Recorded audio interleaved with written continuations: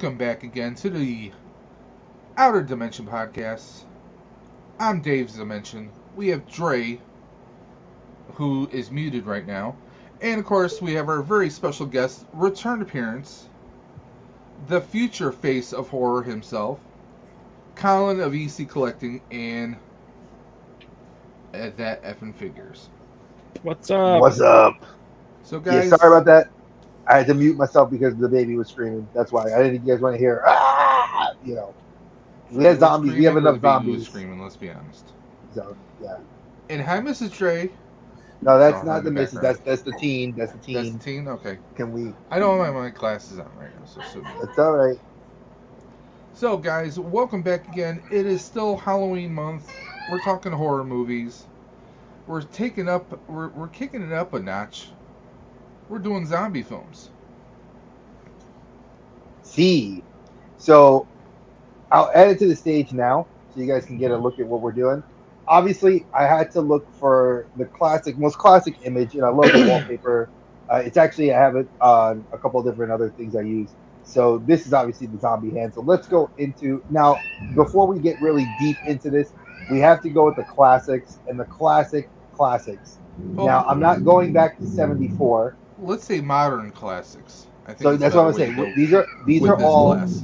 modern classics. Hey Cobb, it's good to have you in the chat. Mega Demon, good to see you too. What's up, guys? So just to give you guys the heads up, most of these films are in the 2000s. Give me 1 second. Yeah, most of these movies are from the 2000s, 2000 teens, and of course the 2020s. Now, we've all seen different versions, different genres, different what's the right word? Different canons for various zombie movies, and I think these movies definitely depict that. You know, we have different kinds of zombies. We have the shamblers, the slow walkers. We got the crazy animalistic ones. We even have some that actually think. So we have not one, not two, not three. We have Six. what? Six zombie movies to power through tonight.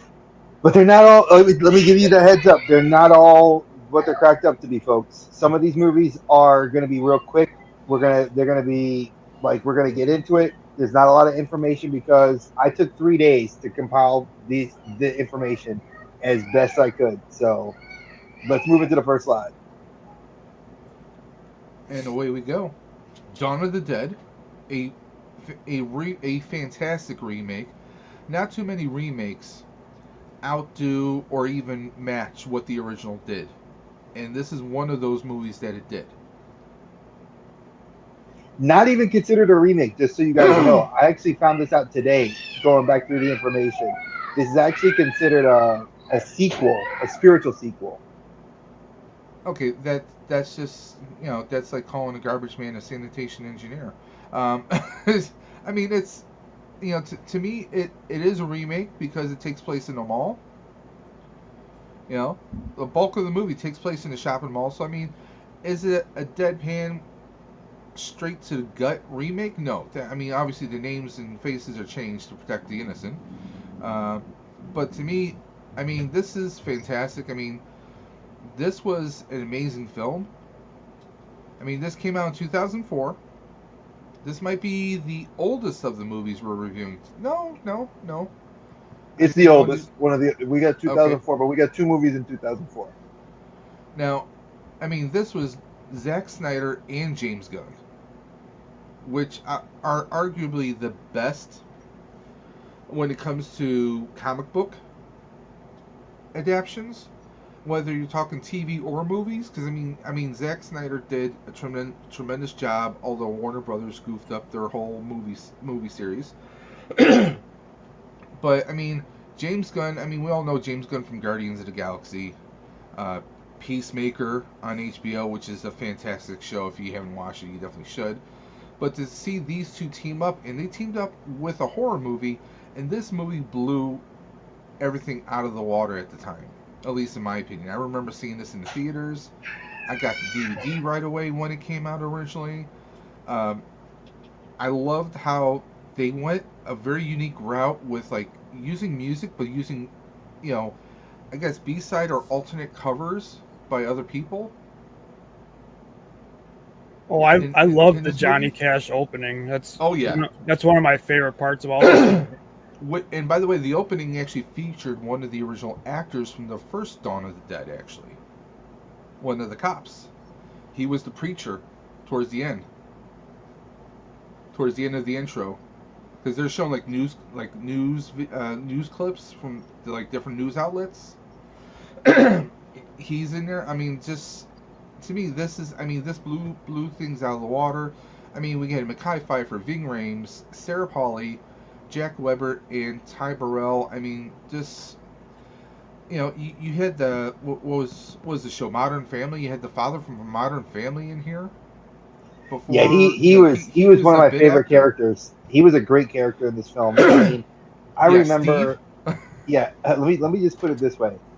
One of the reasons I love this movie, and I think after we had talked about this, Colin, Dave, myself, we've all kind of agreed, and I think even the chat. I'm going to give the chat last week.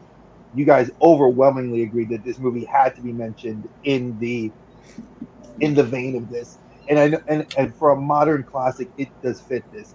And Ty Burrell's character was interesting because he was, you know, the scumbag. But what I want to go He into played it really well though. briefly, yeah, he did it. He did extremely well. What I remember was Monday Night Raw, 2004.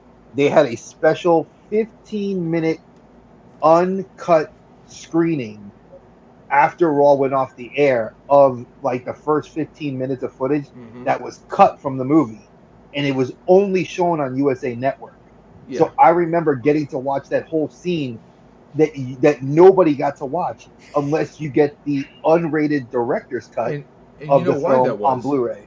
Yeah, because there was some sort of deal with USA Network, if I remember. No, this is just distributed by Universal, and Universal is Peacock, aka NBC, and USA Networks was an offshoot, a distant cousin to Universal and NBC, just like Sci-Fi Channel and a few other networks are. So that's where that little slide come from.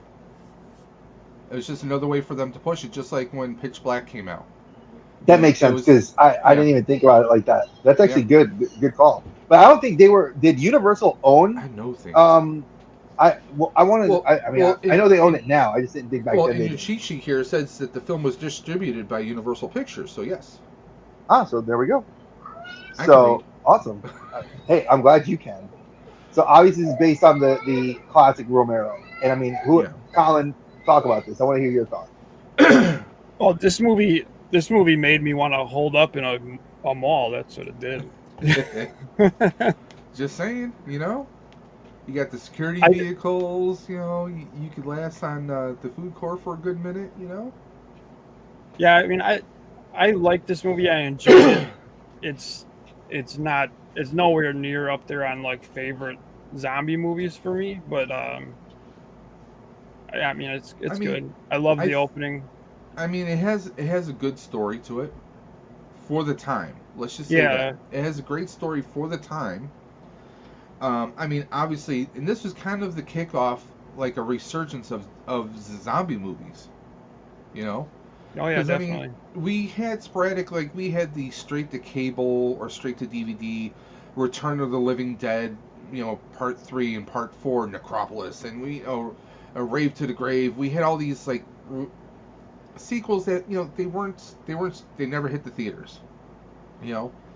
I think this was just that shot in the arm. Yeah, to me, like at the time, like this was probably like one of the best zombie movies to come out.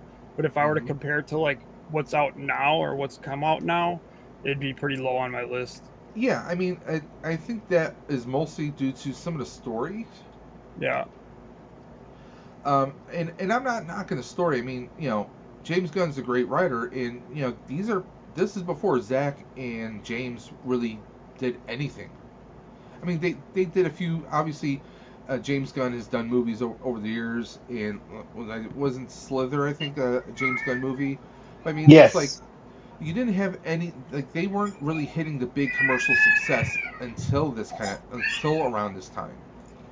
But you have to take into account that, like you said, this is a lot before, prior to the massive studio push of Yeah. superhero films because Marvel was already well into their beginnings at this point of giving us the teaser for Iron Man. Like we knew at Comic Con then a year later that Yeah. Iron Man was coming out in 2008. So we knew the starts of the MCU were happening. And this was, like you said, at a time where you could not beat the striking of the And I don't of the think James iron. would become a part of that until what, another 6 or 8 years later, maybe. 2011, I think, is Guardian of the Galaxy Well, 1.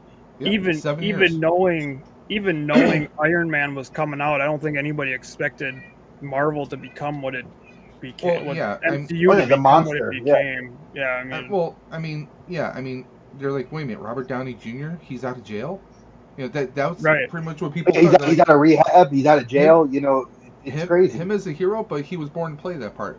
But I mean, let's take a look. We had Ving Rhames, and I thought he was great in a kind of a supporting I role. love him. Love his role. I He was Oh loved yeah. him. great, Love him. Love but him. this would not be the last Romero movie that he would appear in. Or video game because remember at the same time Call of Duty, I think it was Black Ops 2, at the same a year or so later, used these characters as He, yet you got to play but Romero I'm in referring the to him game. playing his brother, because in this movie he talks about he has a brother at a fort, at an army base, and he actually comes back to one of the sequels, which wasn't all that well received. And I think it was Day of the Dead. There was another Day of the Dead movie that they did, a Romero movie, and he plays his brother actually at the army base. Hmm, interesting. And he's done a few other zombie movies, like one of those like Asylum, or I'm trying to think of the other company that makes the movies for Sci-Fi Channel. So he's done a bunch of zombie movies. So I mean, he's embraced it. But I mean, this movie was just it was Land of no Land of the Dead was a different one. Uh, T3's popping in saying Land of the Dead. No, that one had That was John that had Leguizamo. John Leguizamo, and it had what's his name that was on The Mentalist. I can't think of the actor's Yeah, name right now. that was actually the beginning of Romero starting to incorporate the evolution Yeah, that now there's a little bit of a caveat. Diary of the Dead, and a few others. So yeah, so if you guys don't know this, for anybody that's a fan of the genre, and I actually just got this kind of learned this over the last couple of days. I've been working on the cheat sheet. The zombie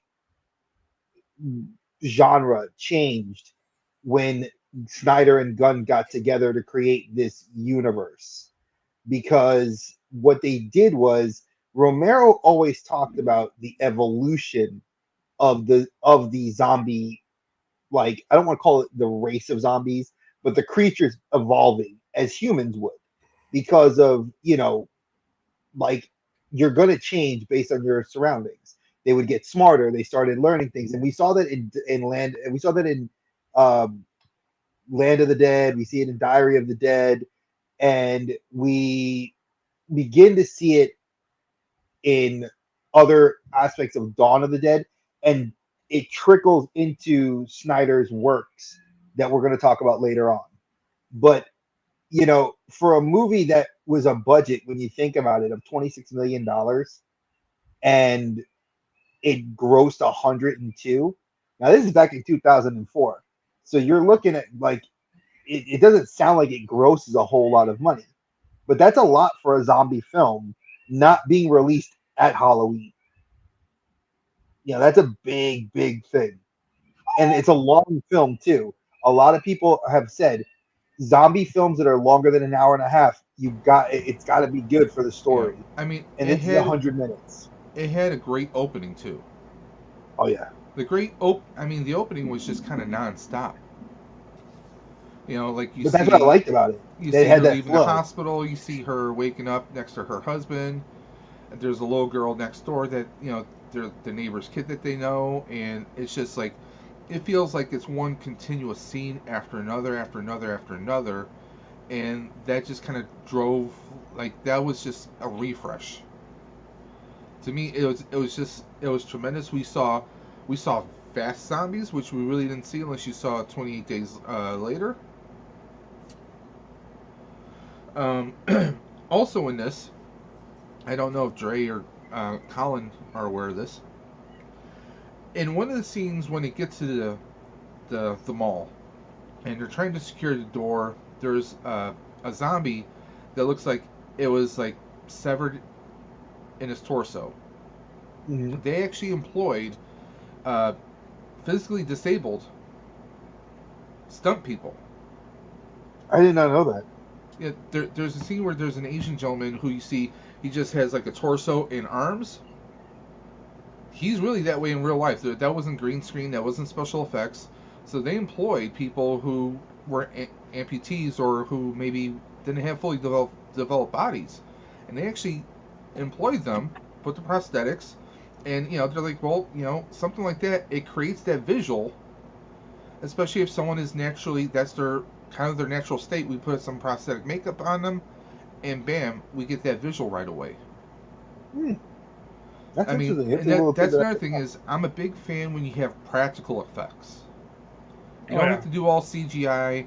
I mean, how many of us have watched those Sci-Fi Channel movies where you see blood, but you can tell it's all digital.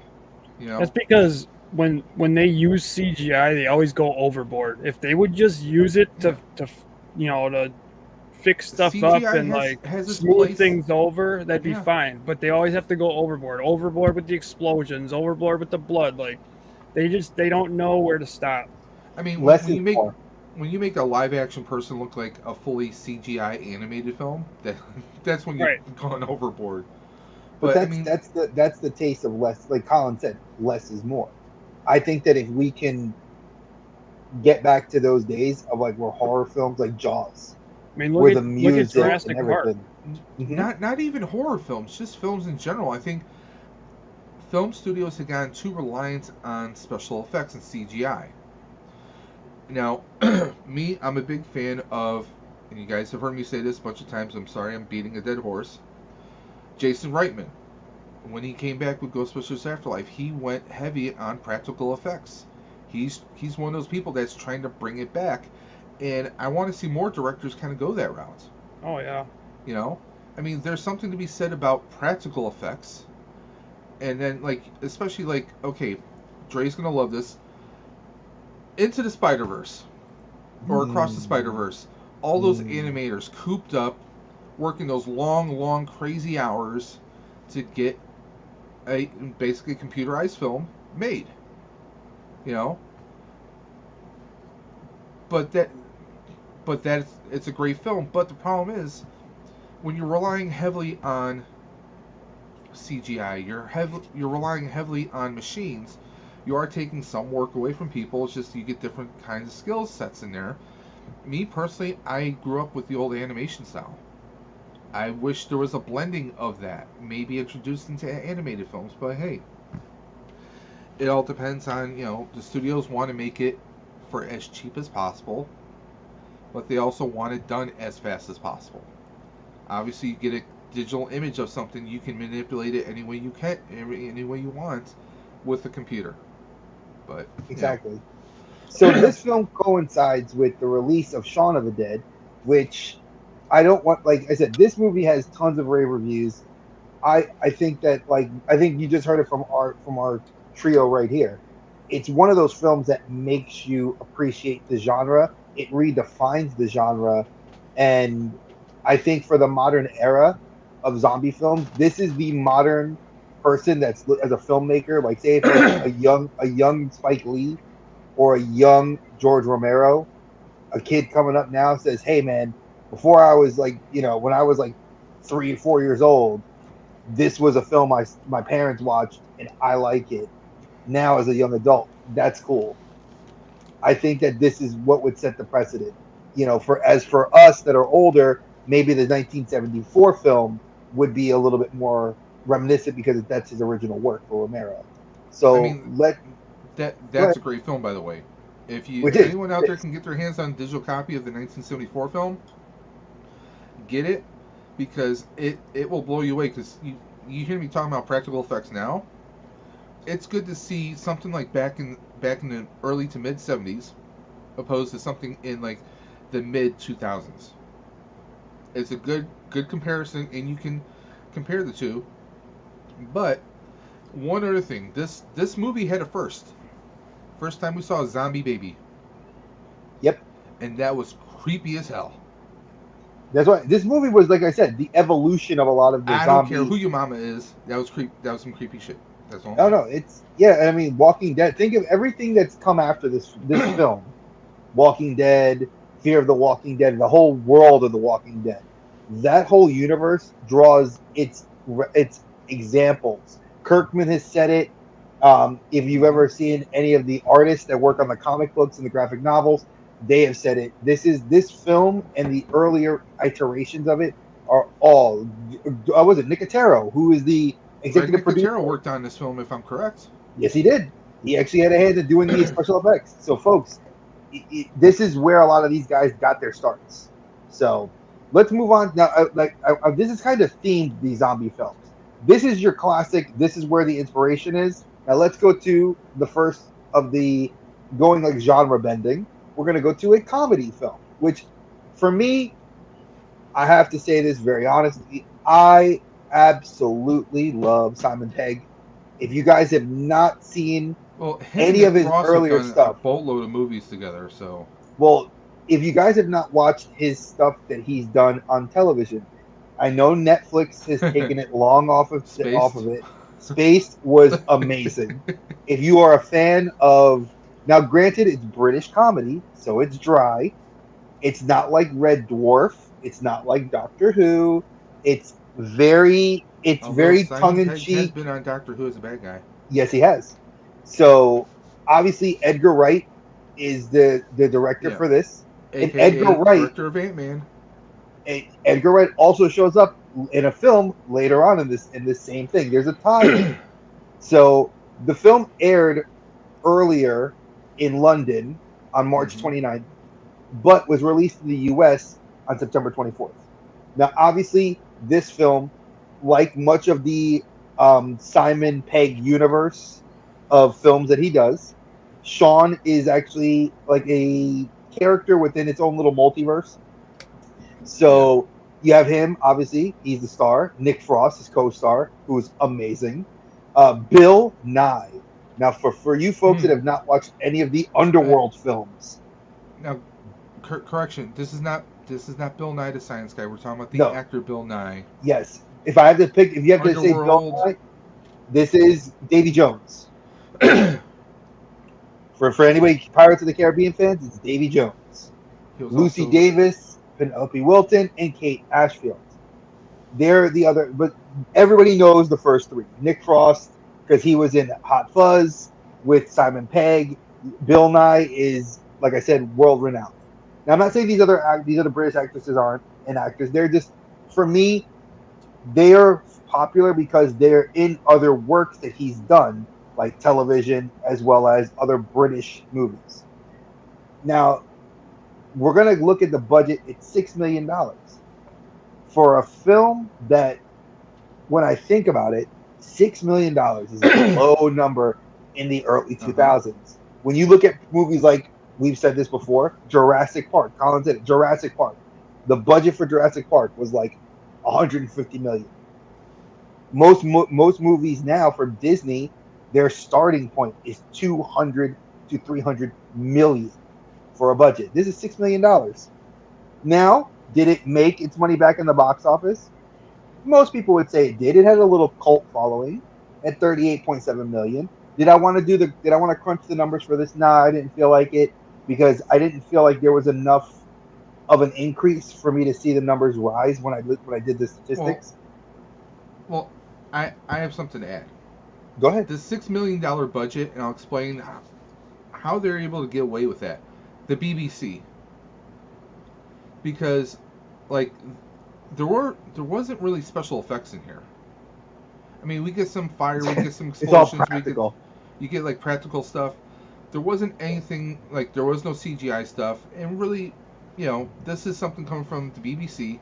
They had a lot of news shows. Like you see him flipping through the channels, and you get stuff where the newscasters talking about zombie stuff, because they basically used BBC's like, hey, we're making this film. We want, okay, you on this show, we want you to be a part of it. And obviously, because we're using you, it's advertisement for your channel and for this show and this show. So that's kind of how they did that approach. And I mean, come on, I mean, I wouldn't be surprised if most of those actors had contracts with the BBC at the time. Like, hey, you're contracted for this. This is going to count as one of your shows or one of your projects. They do things very differently over in England. But they also kind of like a lot of this stuff was kind of done almost guerrilla style. You know, they just like filmed here. They filmed in actual houses, an actual pub. It wasn't like, oh, we're going to build sets. They didn't build sets. Like there's this one continuous shot when Simon Pegg is leaving his flat. That's his house, his apartment, and you see him leaving the house, crossing the street, walking across the street, going past some cars, walking to like a little corner store, as we would call it, and you're following him directly into the shop, and as he's paying for his stuff and leaving the shop. It was those kind of continuous shots that really, I mean, that makes me love this film. You know, it wasn't like, oh, cut, we're doing this, we're doing this, cut, no. It was like a lot of continuous shots in there. And yeah, I wouldn't be surprised if most of the production crew were actually extras as zombies. So I wouldn't be surprised if that's another way that they saved money. But I mean, for $6 million, this is still one of my all-time favorites. This is one of those movies. I love British humor. I could sit here and I could watch it. Like, you know, there's a part where him and Nick Frost are flinging records at zombies. If you ever held up a vinyl record, you know, and there's flubs in here. Like when they're throwing the records, it sounds like porcelain plates or ceramic plates breaking on somebody's torso. A vinyl record's not gonna make that sound, but you have to suspend belief. You have to suspend reality. And I saw someone at New York City Comic Con with that cosplay. They had a short sleeve white dress shirt with a red tie, a little red name tag, and they had the red ink spot on the front pocket. I mean, it's one of those fun movies. I mean, imagine a bunch of slackers trying to survive the zombie apocalypse right when it hits. You know, these guys, they're not the brightest bulbs in the box, but somehow they're surviving the movie for the most part. I mean, to me, I can watch this over and over again. I know it's not everyone's cup of tea. Edgar Wright was great writing this. If you notice, Simon Pegg did co-write this, guys, so the star co-wrote this. I mean, this is it's one of those fun movies. You don't get, like, people's guts being ripped out all the time. You see some bites here and there, but it's a fun, crazy, kind of zany movie. If you're a fan of Simon Pegg, you definitely should check it out. Nick Frost is perfect as the slacker idiot who's just all about getting drunk and, you know, being a funny guy. You know, it's kind of like Beavis and Butthead rolled into one British guy. You know, that's kind of Nick Frost right there. But like Dre said, like, you know, this is BBC. If you're a fan of that dry British humor, like Doctor Who, there's a lot of Doctor Who alumni in this film. Oh yeah, crap ton. But again, it's one of those films, like Dave said. It's like if you're not into British humor, you're not. And I know T3, you said it there. It's, you know, Hot Fuzz, which is hilarious, and also World's End. That's I think the Edgar Wright trilogy right there. Shaun of the Dead. Hot Fuzz, which personally I've never actually seen Hot Fuzz, believe it or not. That's hilarious. And World's so End, good. Which is like now again taking over the world. Great film. Timothy Dalton's in that, so you got a James Bond alum in there. Which I hate saying that he was a James Bond alum. Y'all know how I hate Timothy Dalton being a Bond actor, but you know, I'm gonna say that this film, if you're not a fan of British humor, don't watch it, because it's not, like Dave said, it's not your cup of tea. I think it's still a good comedy. I think it's hilarious, but again, that's why it scored so low. But Rotten Tomatoes audience score was 92%. So I was like, okay, you know, it's not that a cult bad. classic. I mean, to this very day, I mean, I know people who, hey, if this is on, they're gonna sit down and watch it. You know? Oh yeah, it makes the bucket list for Halloween. Like I saw Halloween, like so. You guys know I do crazy statistical things. I look at all the stats and stuff. And one of the things it was, I looked at Halloween lists. Colin got me interested in this when he was talking about like genre-based films, and like when people talk about Halloween films, this was on their 31 days of Halloween films. This is on their list. I was like, really? Like, there's other films I would have probably put in its place, but I was like, you know what? If I want to sit and laugh, not just for the gore, like, I get it. It's not overly gory, and I mean, believe it or not, this is something you could sit down with your maybe 10 or 12-year-olds. You know, I mean, there is some very strong language, obviously, in this movie, but Oh aside yeah. from that, like you don't see like a person be ripped into two. You know, I mean, there's some scary scenes here and there, but like not really overly scary. You know, it's just, I mean, Nat it's and a Essie. fun, crazy movie. And I mean, if you guys want some laughs while watching something of a horror element, this is right there. Would you agree, I think Colin? Since you're our resident horror fan, would you agree? he's our face of horror. What are you talking Oh, about? Exactly. this isn't my type of thing. I don't like. I didn't care for any of these movies. So, but you've seen Hot Fuzz, and I've seen Yeah, the I've seen World's these. End. It's not my thing. Well, If you guys like it, it's good. I mean, it's how about this? I want Colin to suggest a comedy horror movie or a comedy zombie movie. Well, he's Something not into that. He said that it's not yeah. his thing. So if you're not into comedy, see, I agree. Where Colin, I kind of see where he's at. It's like if you're not into mixing genres, like you could take action if I and want Halloween comedy, I'm going Army of the Dead. Okay. That's what I'm see, I doing. consider that more action than I do comedy. But I see Well, I I see mean, what you mean. you have like Dieter. Dieter's kind of the comic relief in that film, and we'll talk about him later on when we Yeah, discuss Army of the Army of Dead. the Dead. So let's move on to the next one. All right. So Colin recommended, and I love that he did this because it sent me down a rabbit hole. And damn you, Colin, for sending me down this rabbit hole because I was like enamored and creeped out and weirded out. There are a metric F ton of Italian zombie films. But guess what, folks? Very few places for you to watch them here in the US. Most of them you have to purchase on Blu ray. And a lot of the times you're not going to get to see them unless they're on a streaming service. This one was a paid film on Amazon that you can watch. I think it was like $5 or $6 to rent it. The Blu-ray was about 40, was like 30 or $40. So it's scored extremely low. It's listed under two different names. So I made a mistake to my friends here, and I'm gonna take the L for it.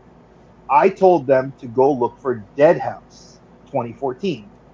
But before the movie was released in the States, they changed its title to Beautiful People. So if you don't look for Beautiful People, you won't see it pop up on a lot of streaming services. So I'm going to let you guys know now, and to the people listening to us on the podcast, if you guys are listening, Dead House / Beautiful People 2014, and that's where you're going to find this film. The director, this is his first time making a film. It has a lot of Italian actors and actresses, with one British actress they brought in. I didn't list them because I looked them up and none of them were in any films we would know of note. The film is also is one of the shortest films on our list at 75 minutes. And it actually has the lowest audience rating of all the films we have at 8%. So there was no real box office because it never was released in a box office, at least here in the States. It was shown at Fantasta Festival, which is a small U.S. film festival, and it was shown in Slovenia. For those of you that don't know where Slovenia is on a map, it's in Eastern Europe, and it was shown at a film and wine festival in 2014. So we didn't even see it for 4 years, and over the 4 years, it changed its name. Now, the basic premise of this movie, and it's one that I like, and I know Colin thinks it's a cool idea too, and I know David said it too. We like real horror. We like scared. So imagine your house is in the middle of nowhere in the French countryside, right? Or the Italian countryside. And as you're in the Italian countryside, people decide to say, hey, your house is primed to be robbed because you're in the middle of nowhere and no one's going to miss you or the cops are going to get to you in time. So they go to rob this house. And the robbers, the thieves, come to go find out that the father of this crooked kind of evil family that live in this farmhouse has a basement full of oddities, and the oddities are zombies, and thus begins the kind of descent into madness. It But is not you're not getting a depth of story because they don't really give you too much exposition. It's a lot of like, hey, here you go, here's what it is, boom, bada bing, and into the action. I mean, So, it's kind of like Reanimator meets a Panic Room. oh god, Panic was way better a film anyway. No, But but I'm talking Colin, about being robbed. all You know. right, before we get into that, Colin, you did have a question from T3. He said Zombieland. Yeah, I enjoyed Zombieland. I don't like Jesse Eisenberg at all, so it's kind of a downfall to that Uh, movie. But I'm Who right I doesn't there love with Emma do, you. Stone? I find him annoying. yeah, I can't stand him. Emma Stone. But I do enjoy Zombieland because And Zombie, I love Woody Harrelson. oh yeah, So he's great. You yeah, can't touch Woody Harrelson. He's amazing. no. Even when he's And bad, he's still good. So I guess the Woody Harrelson, because of how good he is, he kind of, it kind of evens it, or it's well, I will still watch it. well, I hated Eisenberg before that movie, but even more after he killed Bill Murray.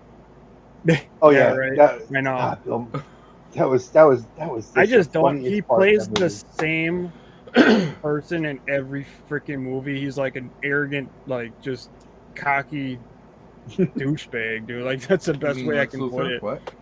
And Yeah, Lex Luthor. to me, like, yeah, that's probably how he is in real life. So I can't stand him. I think him and Mike Sarah are like the same in real life as they are in acting. I don't think there's Yeah, any difference in I'm their convinced personalities that they're because related. there has to be some relation because after seeing This Is the End and then everything, it's just, oh my god, I hate Eisenberg too. Listen, I I can't love This Is stand the him. End because, I mean, It, we it's see it's Eisenberg get killed, so I mean, hey. yeah, exactly. And Kevin Hart falls into that pit, which made me sad. But I digress. This film is one of those things that if you like the genre, and I'm going to say this, I think Colin put me onto this because I didn't even know it existed. I knew European horror films existed because we've seen 28 Days Later, which is based in England, hmm and the sequel is based in Paris. We've seen some zombie films that are made in France, made in Germany. They've even had stuff. I've seen other films and I've liked them, but this one, it's Italian horror films really do sit in a very different genre within. They're like a subgenre within the zombie genre because they're either very campy with no story or extremely deep lore. They're very polarizing. So sadly, there wasn't a lot to go on for this film. I wish there was more I could have gotten, but in 3 days of researching, that's what I was able to come to. So I it's mean, worth a watch if you can get it on the streaming services. I know it's on. Like I said, you I can mean, rent it if you want to spend the and money. it's a pretty cool poster, you The know. poster looks drawn, and that's what I loved about it. It Yeah. was like the best movie poster I saw. And but let's pass this one because I think we're gonna start coming to the more modern stuff, and this is where we're gonna get really good. So now we're amping up, folks. So I gave you guys some of the little bits and teases. This film, I have to admit, is a sleeper hit. And Yes. for those of you that don't have kids, but but are close to a child in your life, it will kick you in the feels because Schwarzenegger, I have to give it to him. Every review that I read about this film hmm praises the fact that this is a step away from the comedies, Well, from the action, to straight into being a father and what a father will do for his daughter at the end of or during a massive zombie apocalypse. I think with Schwarzenegger, one big thing was he started doing different films. Like he did a horror movie that I've mentioned before called End of Days, where he's a cop. He has to protect Great a film. woman who is being basically she is a key part of the Antichrist and Satan and everything else. and he played this cop who was like down on his luck. His life was down the tubes, and but that was kind of like the beginning of Schwarzenegger taking on different roles, more meaningful roles, because he did a movie called Collateral Damage. Love that film. Okay, which it did have action, but he wasn't playing like a cop. He wasn't playing like a soldier. He was playing a firefighter who had just lost his wife and child. Oh, that's one of my favorite movies. And it's a tremendous film. If anyone out there, if you want to see a great movie about like a Joe Average type who, since the government isn't doing anything to bring terrorists to justice, like he is trying to piece together like how can he find evidence for the cops. Elias Cotis, Casey Jones from Teenage Mutant Ninja Turtles is in there as a federal guy, and it's just a really great movie. And I think that's what later brought Schwarzenegger to a few more serious roles, including Maggie. He's a father. His daughter has contracted this illness, this virus, which will eventually turn her into a full-blown zombie. But it's like a slow process. It's not something that happens in minutes or hours. Yeah, and the great thing about this film is that they break the turning process down. So for those of you that are very into like seeing a disease manifest, and it's almost like, if for the best way of equating this, for any Walking Dead fans that saw when Carol had when the little girl was, when she had become a murderer, and she said, "Look at the flowers," and you have that moment where Carol's gonna kill her, yeah. and then they don't show you the gunshot; they just show the flowers, and you know what's coming. Yeah. This film gives you, and I'm gonna give it to Abigail Breslin. It gives you that throughout the entire film. And obviously, Abigail Breslin, correct me if I'm wrong, we mentioned Zombieland earlier. Mm-hmm. She was in those. She also was in, was it Eternal Sunshine? It was not Eternal Sunshine of the Spotless. She was in, oh God, I can't remember that film. That was, there was a bunch of famous people in it. Yeah, she's appeared in a bunch of films. I mean, she's a really good actress, and she does a great job here. Schwarzenegger is like all emotion. Oh no, Little Miss Sunshine, that's what it was. Yeah. And it's Zombieland 1 and 2, Stillwater, yeah. Signs. She's been in a lot, folks. But I mean, like, this was if you want to watch a movie with a different Schwarzenegger that you haven't seen before, this is it. And it's dark. And it's very, the word I'm going to use is atmospheric. It's all about the environment, and it's about the family, and it shows you what he's gone through as a dad and what she's going through as a young woman, because she's turning, and it shows you how the world, their town, and the world is reacting to the pandemic of the zombie outbreak. So it's not like 28 days later. Racism to it. Oh yeah. In a way, I mean, there's bigotry because she is slowly turning, but she can still, even though she looks like she's dead, she's still alive. She can have conversations, at least for the time being. I mean, and what's really sad is, I mean, take a look at the numbers right there. Budget 1.4 million, box office 1.6. But I've talked to people, and they said that they saw it on demand, and they saw it that way. Yeah, this was like a Redbox movie. Yeah, like it was. Because I also don't think that there was a whole lot of marketing for it either. No, it just was out. It just came out. It literally, and that's something that we've mentioned before. The death in the modern era of films is the lack of commercial and marketing. This movie had zero marketing. As far as I remember watching this, I remember I was living here in Charlotte, and my roommate said, "Hey, dude, there's something we had VOD on our cable box," and he was like, "Look, let's watch this. Schwarzenegger's in a weird movie." And I was like, "All right." So we sat down and watched it, and I was like, "What the hell are we watching? This is cool. Why was there no marketing for this? It's not Predator. It's not any of those. It's not Commando." And the thing is, it gets such a weird, the Rotten Tomato scores were the audience scores. And the medium scores were people saying "Oh, it was too heavy on the non." They walked in thinking zombies, we're gonna see zombies running around. No, this isn't Warm Bodies. This isn't like Day of the Dead. This isn't No, Army of this the is like a Dead. more realistic take on like what a zombie outbreak would be. You know, a Perfectly said. It was more disease reality. outbreak, virus outbreak. Like this is a Yeah. more realistic take on it.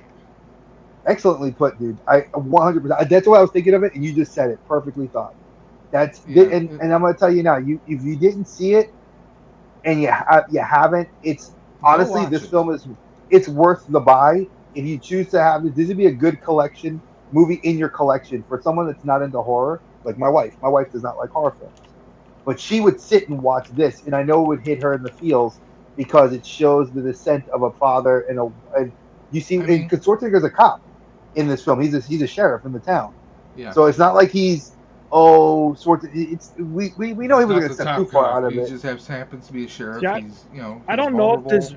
if this movie just came out at like the wrong time because like I could definitely I think see so. this movie being a box office movie. I mean, It could have been. Or if this came out during the don't know. pandemic, Right? literally, I think that would have.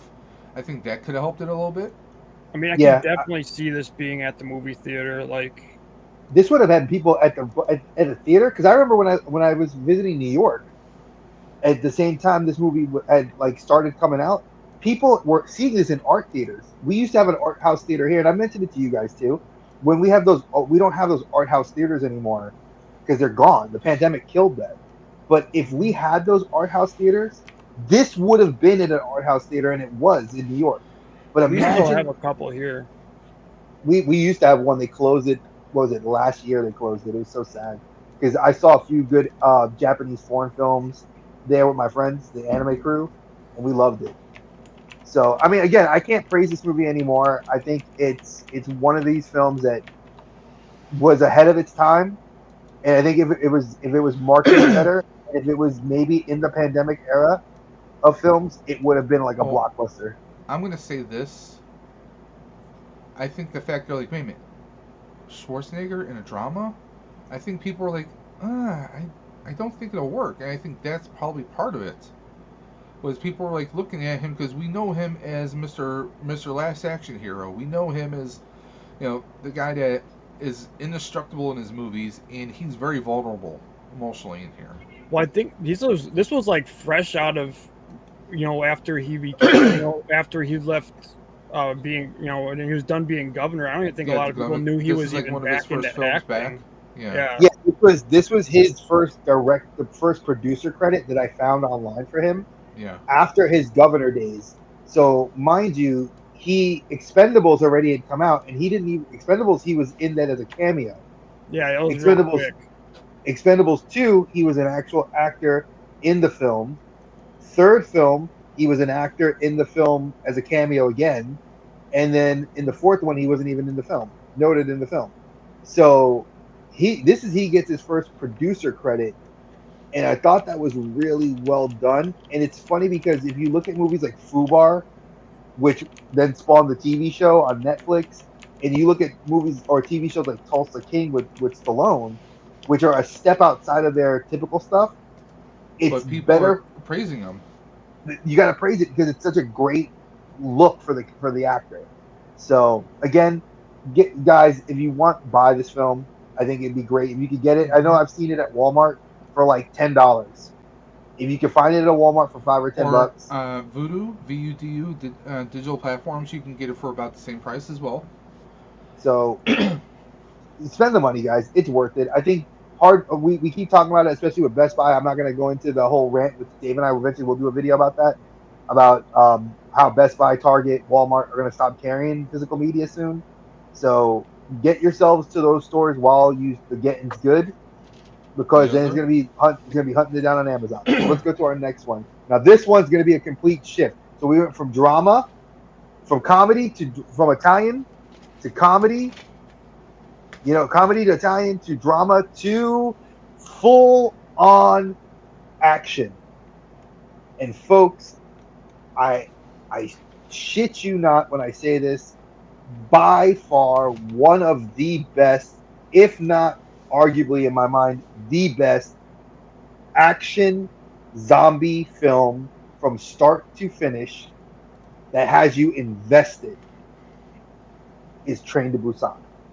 And the only reason I remember watching this film was because it was recommended on Netflix. And I was like, I like Korean films. I'm a very big fan of the Asian horror films. I've seen several.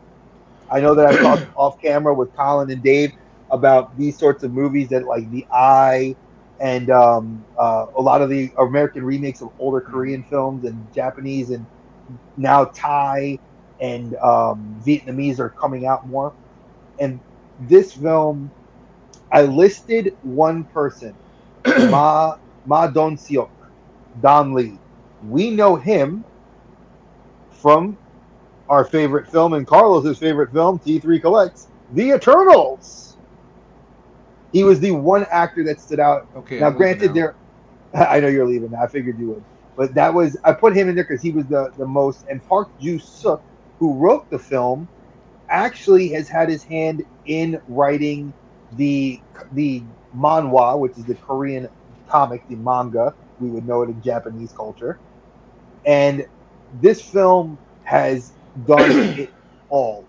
It produced a prequel TV series, or prequel, sorry, movie series that was an anime. It did a comic adaptation. It did a light novel adaptation, which is basically like kind of fan fiction for those of you that don't know. And then it made a film that's not, they say it's not a sequel, but it is the successor film, as it was kind of aptly called, Peninsula, which I've seen Peninsula. It's also on Netflix. It's not as good. I'm going to tell you now. If you like Train to Busan, leave it at Train to Busan. Watch the anime prequel. The animated prequel is awesome, but Peninsula is not nearly as good. And this literally is probably one of the coolest things because I heard James Wan of the Conjuring universe fame and Fast and Furious fame has decided to make a film inspired by this called Train to New York. Now, I could only imagine a Greyhound train leaving to go to New York, and it's got a zombie apocalypse on the train, and it's the outbreaks happening. That's got to be Well, freaking awesome. I've seen a few movies where zombie movies where you're in a confined space. This was definitely the best one that I've seen. There was a Please really tell them what bad. you told me. Tell them what you told me that you have to say those words because I think No, it holds. I will, but there's a really bad movie called Flight of the Living Dead. You don't. Oh It's Lord. it's terrible. It is terrible. This movie, like Dre said, it hits you. This one definitely gets you in the feels. You like he said, you definitely get invested by it. Um, Now, for those who are looking for it, you can find this on Amazon Prime. However, there is an English dubbed version of this on Peacock. So if you have Peacock, you can stream it there if you want. If you just want to hear English language, but you might lose some of the script in translation. Let's be perfectly honest.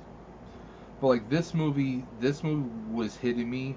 I don't want to give too much away, but the story kind of centers around a father and child, father and daughter, who are on this trip because it's his turn to take her to her mother, and that's when the zombie apocalypse pretty much breaks out. And I mean, at least you can kind of like shut doors. Now there's some physics to these zombies too. If there's no light, they can't see, they can't sense anyone near them. I mean, there's it's very intense. Um, Honestly, the majority of the characters are very likable. You're rooting for these people the entire time, except for the one business guy. You're kind of rooting for him to get bitten. But this movie, I mean, it's a zombie movie. People are worried about like, oh, how they're not even thinking zombies. They're just thinking like people are going rabid. Like they think it's some kind of virus or something. And it's breaking out everywhere. I mean, there's a character who's pregnant, and it's just a matter of time before she gets taken out, or does she? Well, you'll have to watch to find out.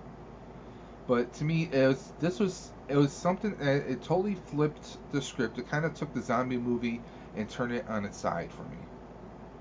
This is something very refreshing, and I thoroughly enjoyed it. I mean, it had me, you know, just kind of like getting a little bit clipped. It had me, a couple times just like it's just like it just makes you want to imagine yourself in that situation.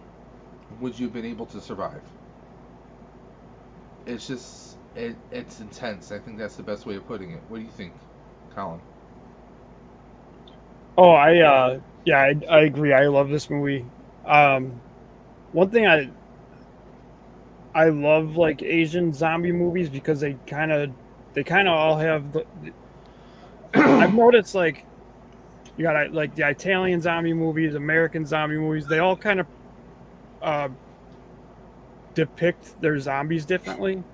Hmm. Like a lot of Asian ones, it's a lot like the the fast moving World War Z zombies, I guess you would say. Well, I was getting kind of that World War Z vibe with like some like how some of the movements were, Yeah, and like definitely. the appearance, like they're getting kind of veiny in some parts, and like they were almost like at times if because the World War Z zombies. And by the way, guys, we are not. That's not one of our movies that we're discussing tonight. Yeah, that It's didn't make the definitely list. no, but it's definitely something we'll take a look at in the future.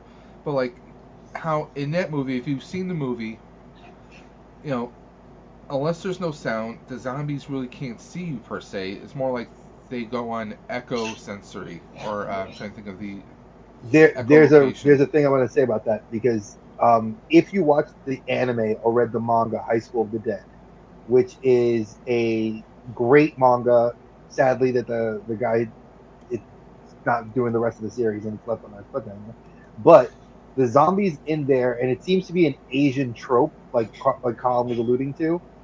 Zombies in Asian cinema are very different than American and European for the simple reason that the zombies in Asian film are blind. That they're not they're not using their eyes. They use their ears and their sense of smell. That is how zombies locate and attack their prey. If you watch the anime that's currently airing, Zom 100 and the live action, it is the exact same idea, and it's just with a different kind of comedic twist. So I agree with what you guys were saying. I just wanted to give that little bit of a side note. If you are a fan of anime or Asian cinema, zombies are blind, and I think that that's a great takeaway. It's Yeah, kind of like World War Z touched on that. yeah, So like I was mentioning, like if there's no light, they can't see anything in the train, and I thought that was pretty cool. yeah, and they were noticing it was the sound too. Like Yeah.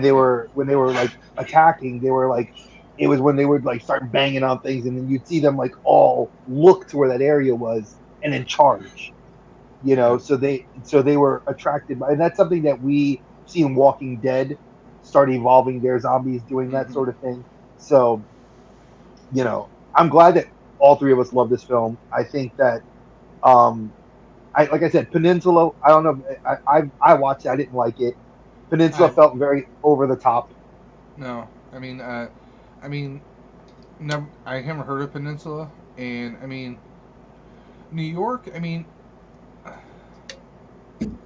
as far as like New It's in York developmental goes, hell right now. It's yeah. in developmental hell right now because James Wan. Okay, so originally the movie was planned to release last year. No, this year. Sorry, it was planned to be released this year. But Evil Dead Rise and its production took the date from James Wan. So he went back to the drawing board to rework the film, and because of everything with SAG right now, it's potentially going to just be sitting in developmental hell. So, and I mentioned Edgar Wright, and Yep. he commented on this film saying this is probably one of the best movies he's ever seen, zombie movies he's ever seen, and I would rank this in the top three, top five. Well, I'd put this on the tier of a Romero classic. I would definitely like to have seen more of this or a sequel, like an actual live action sequel to this, because you're kind of like, well, one, we still don't know where the virus originally came from, so to speak. And I like that though. I like that we never. It's like you're left guessing. And I do. Do I agree with you that could there have been like an offshoot? Like, could there have been a sequel that you know, like, will we see an offshoot of this happening? Hey, Like, Rolando. could we see a what's it called? Like, could they have made it where like we saw like a prequel? Because the anime explains a little bit, but Well, it's again it's anime. It's you not know going to what give though? me a lot of the exposition. Oh, I definitely don't think we're done seeing. I I mean, guarantee you, we're gonna get more of this. given this was 2016 and we're in 2023, um, without giving anything away, the survivors of this film, story wise, we could definitely see a time jump that picks up where they currently are now. The To little girl, see, yeah. to, well, I'm trying not to give anything away, Dre. Well, I just gave one. I didn't give everybody.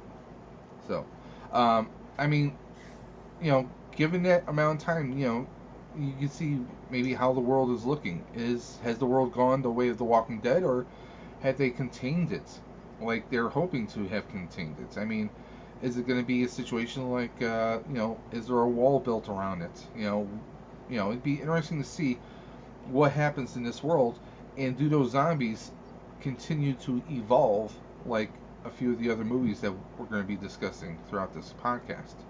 So, I mean, just those little things, You kind of want Wait, the little sprinkles. wait. I'm curious. T3 said that James Wan still isn't finished with Aquaman. It's done. Like everything that they've said, it's just it's in post production. So are you saying that it's not done with principal filming, or I'm a little lost with that because I know Juan's got 800 other projects that he's working I on. mean, That's it, why he it, delayed Fast and the it may Furious. still be going through some edits, like with some, doing some testing with the audiences, possibly. I could see that. But as far as I understood, principal photography and your post production was pretty much wrapped.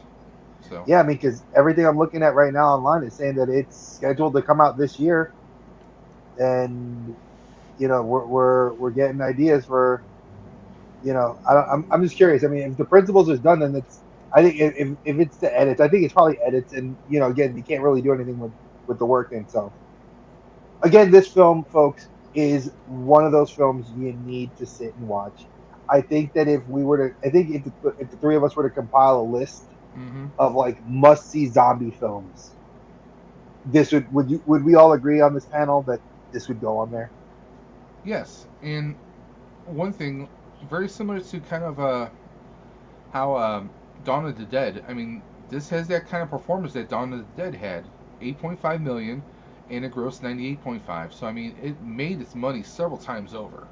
Netflix, folks. That's where this was distributed. Just to give you guys a heads up, this is distributed by Netflix, not in theaters. I don't ever remember seeing this in the theaters in America. Colin, did you have any? Did this ever show up in the art theaters by you? I don't know. See, I don't think you did because it said it did South Korea. When I looked it up online, it was in South Korea in September of 2016, and it was shown in Cannes in France earlier that year. So the only distribution I saw this film get was Netflix and streaming services. So if it did get if it did any get on any art Now, houses where was that, Dre? in Cannes Cannes. or Cannes, I'm sorry, I pronounced it one way. Tomato. you know, but I think it's a good film. It's it definitely you can see a lot of elements of where the director draws his experience from, but I don't want to sit on this film too much longer. I think it's a great film. Watch it. Oh yeah, I do, definitely worth And watching. and like definitely Colin throws said, you. watch it in its original Korean with subtitles, folks. Oh do yeah, yourself I'm you do yourself totally a disservice. against. I can't stand dubbed movies. Well, like I said, I watched it on Amazon Prime. I read the subtitles, but then after I watched it, I was like, oh, let me watch something else. And I go to Peacock. I'm like, oh, it's right there, and it's dubbed. So if those people who, if there are people who don't like reading subtitles, you could watch the English dub, but you may lose some of the meaning or some of the proper dialogue of the original script when things are translated. You lose stuff in translation. Yeah, Sure. my Go ahead. thing with dubs is like you're not getting like the real sound of the actor. You're not getting the real emotion from the actor. It's like me reading over a freaking movie, you know, like I don't know. I just very I don't know. rarely have I watched like a movie that was decently dubbed. Well, I appreciate Dragon Ball dubbed, All right, but that's another story. anime subtitled versus movie subtitles. That's another thing we gotta do. Sub versus dub. Maybe we need to do that here. So let's move on to the next film. Now, this is the last film of this. I think the three of us can agree. It's We have a lot to it. talk about this one. Yeah, this one, as you can see, look, my cheat sheet was chock full of information. And the best way of going through this is I'm going to go through it simple.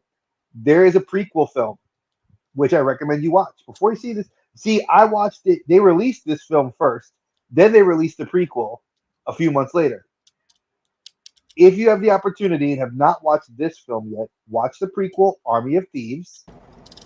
Then watch the anime, Army of the Dead, Las Vegas, as in Lost Vegas, and then watch this film, Army of the Dead.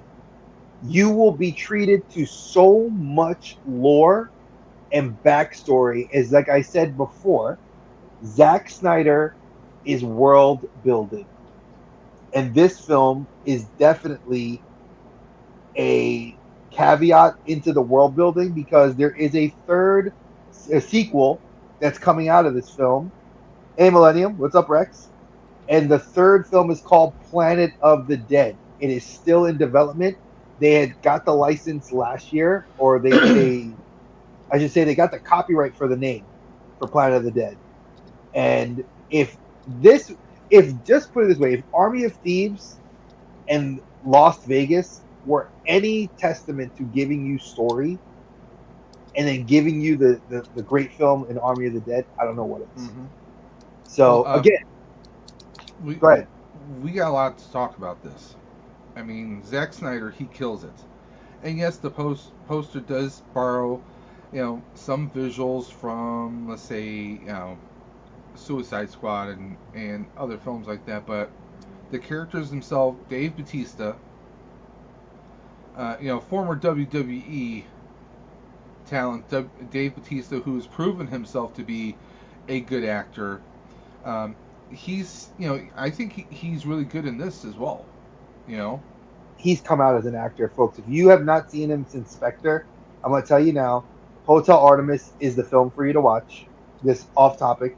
Watch Hotel Artemis. He actually has a part in Blade Runner 2049. Yeah. Dude, any movie that Batista is in is prime, dude. Like, Knives Out? I am a fan of Batista, dude. Same here. He did a Knives Out sequel that he was in. Yeah, he was in the Knives Out sequel that was on Netflix. He's done. I mean, pretty much like Colin said, everything Dave Bautista has touched is gold. Like, for a guy that people did not look at, and he's quiet. He's a very quiet, timid dude. For you to see him do the stuff that he's doing in the films that he's in. Hey, Duffman. He puts The Rock to shame, dude. I'm sorry. Like, and puts The Rock to shame. I would have retired if I was The Rock because there's no contest. Because The Rock plays certain, like he's like, well, I'm gonna do this role. Dave Bautista goes out and auditions, and he's trying to learn things so he can become a better actor. I like Knock at the Cabin, but I don't think that was his best role. I think his best role was tied between this, between three films: this, Blade Runner, and Knives Out. Those three films were his best. This, Hotel Army of the Dead, Hotel Artemis, and Blade Runner. Those are the three films I give him. Now, I would say Blade Runner. That really showed that he can fucking act. Like, he gave him his acting chops. That was like.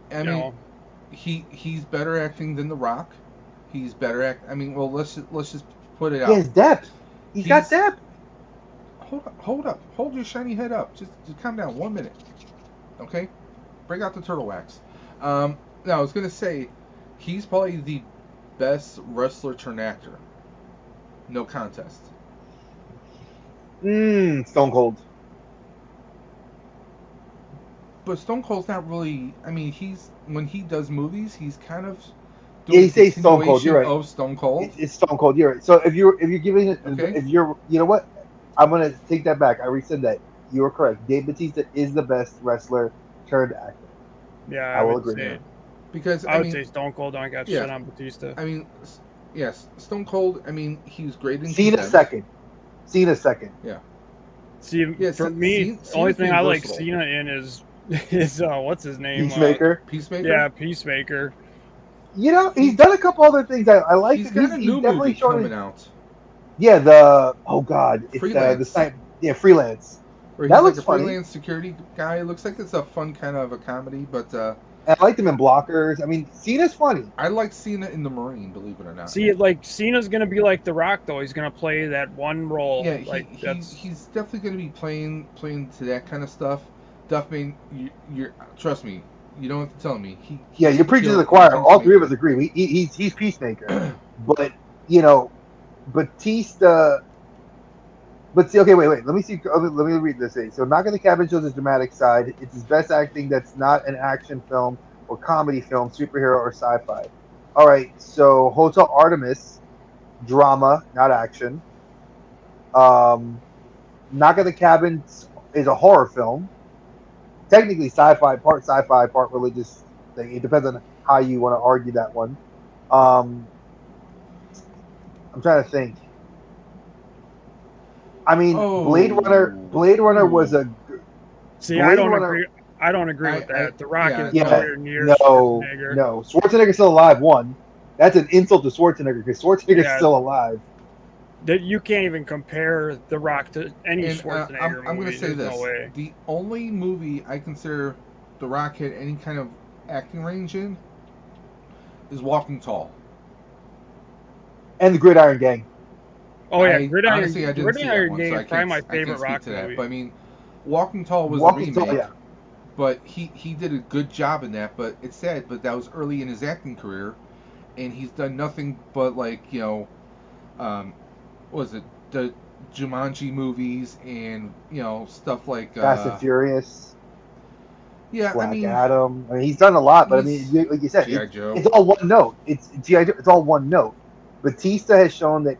I mean, since Spectre, he can play different characters, not just different names. So he can play different levels, different people from different backgrounds. I mean, in this movie, and I know we're getting off topic, guys, so I do apologize, everybody. But in this movie, he plays a father. He plays someone who was in Vegas and who survived Vegas when the zombie apocalypse broke out. And he's estranged from his daughter because at one point he had to kill the mother because she had turned. So him and his daughter have issues with each other, even aside from that. So I mean, he takes on this, this rich billionaire, and they get a lot of great actors in this movie. Hiroyuki Sanada, we know him from pretty much, folks. If you have not watched everything, he was Mortal in Kombat. Hiroyuki, he wasn't. No, that's Gary Takagawa. Okay, Hiroyuki is from Fast and the Furious. He was in the Last Samurai. Oh God, though he was in the Last Samurai as the second to Watanabe's character. Yep. We've seen him. He was the billionaire financier. Yeah, I thought that he was. I was thinking that he was Scorpion in the new Mortal Kombat movie, but maybe I was wrong. Nope. Okay. I rescind my statement, but I mean, basically Batista, he's out of Vegas. He's flipping burgers at this restaurant. Like, his life is kind of essentially going nowhere. He saved dozens of people. He helped save people from. I'm stupid. You're right. Vegas. He was. Never mind. Yeah, he was there. He was in 47 Ronin, Last Samurai. Shiny ass down. And John Wick, folks. He was also in John Wick. He's one of the hotel, one of the Continentals. Yeah, he was a Continental in Japan. Yeah.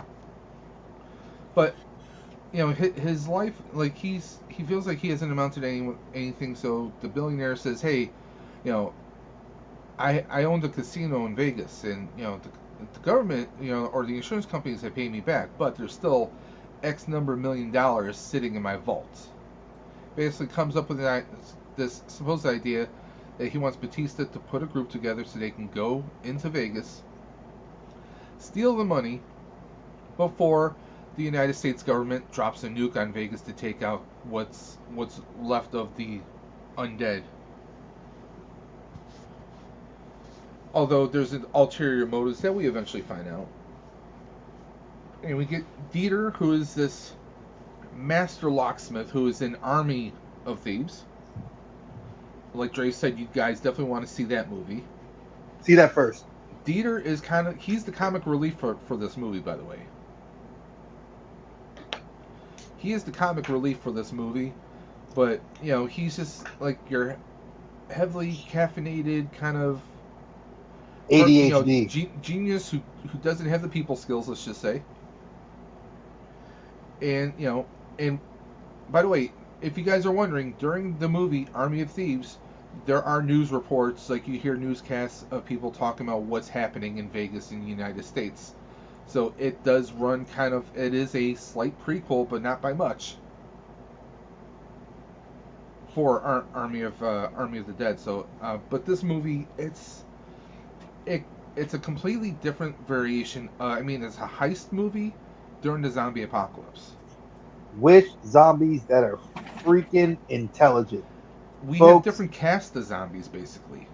That's the best thing. Like if you guys have been watching Walking Dead and Fear the Walking Dead, World of the Walking Dead, World Beyond the Walking Dead, all the spin-offs, Daryl Walking Dixon, Dead: The Next Generation, exactly. Deep Space Dead.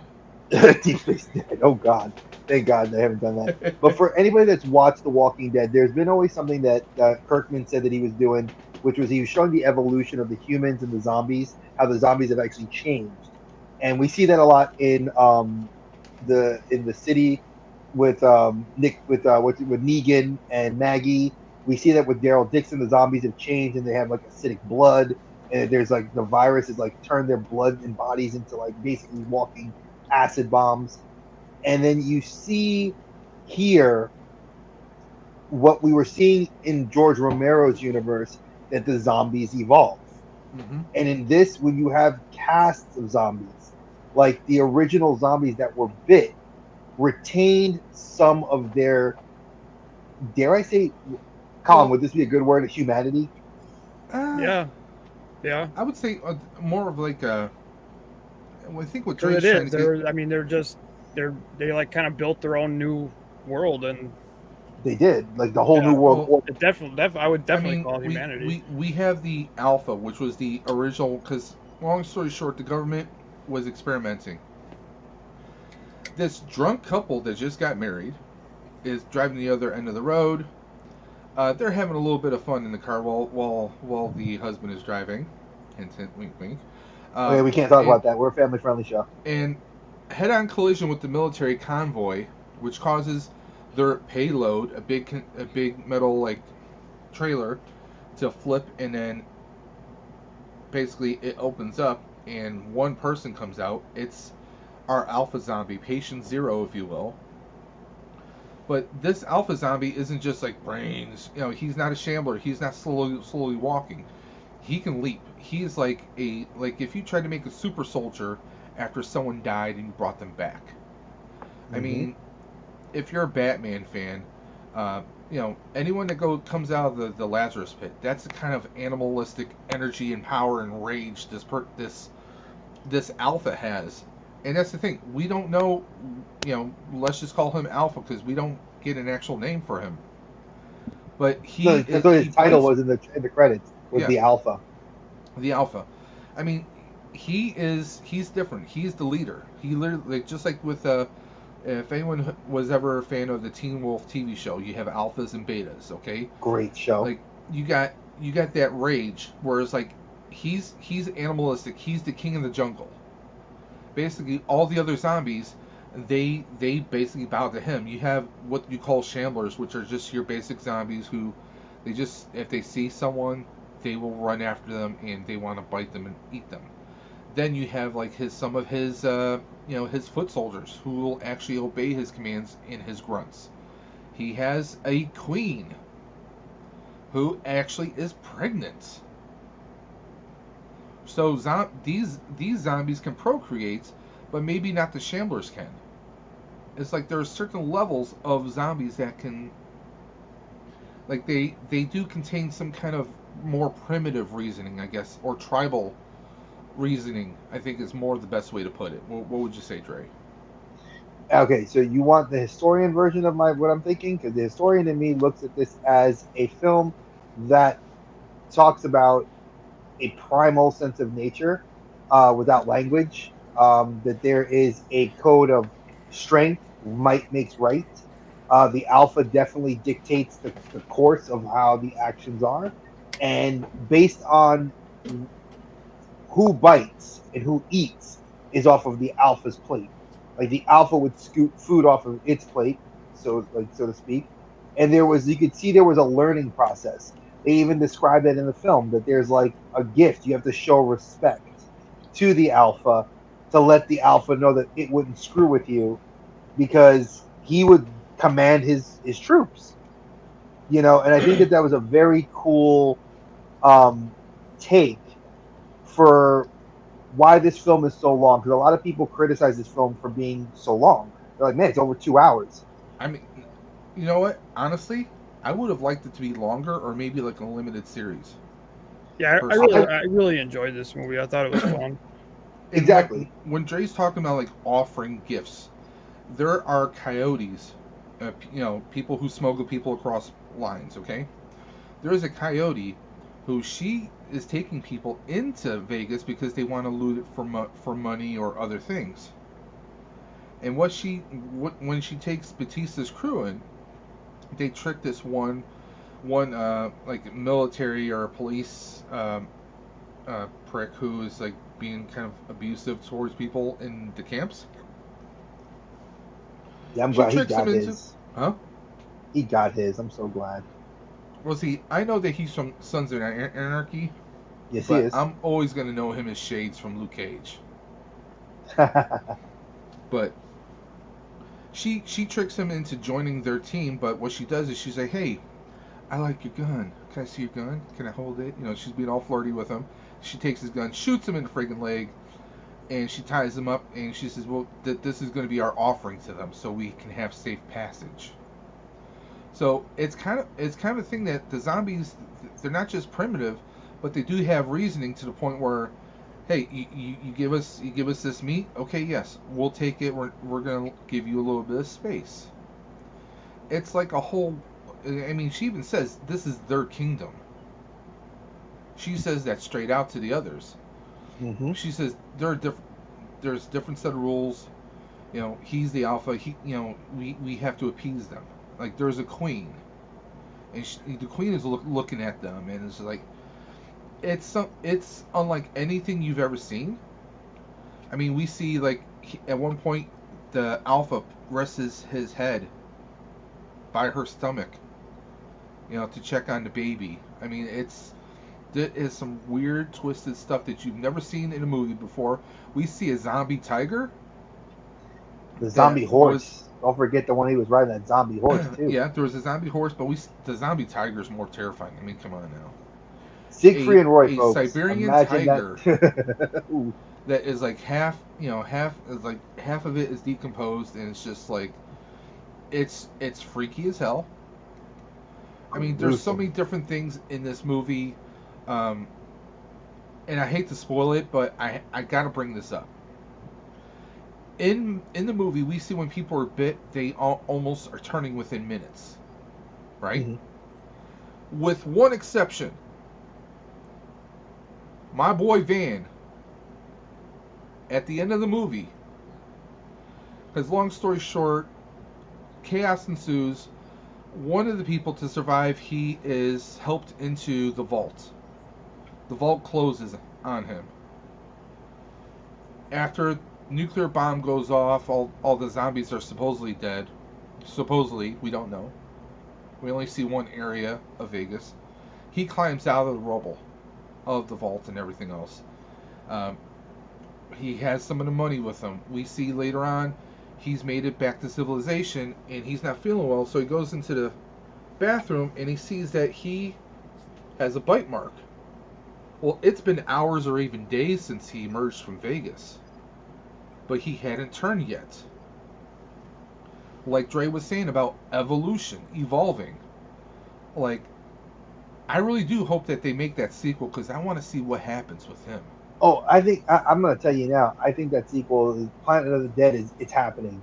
I think that there's such a push, and I don't know if Colin and Dave, if you guys have been seeing this in the following of what movies are coming out in TV series, but with Apple TV and all the streaming services starting to put out some quality sci-fi and quality horror television and movies, I think we're seeing the game get stepped up to say we need to continue movies that were good and step them up to continue this world building.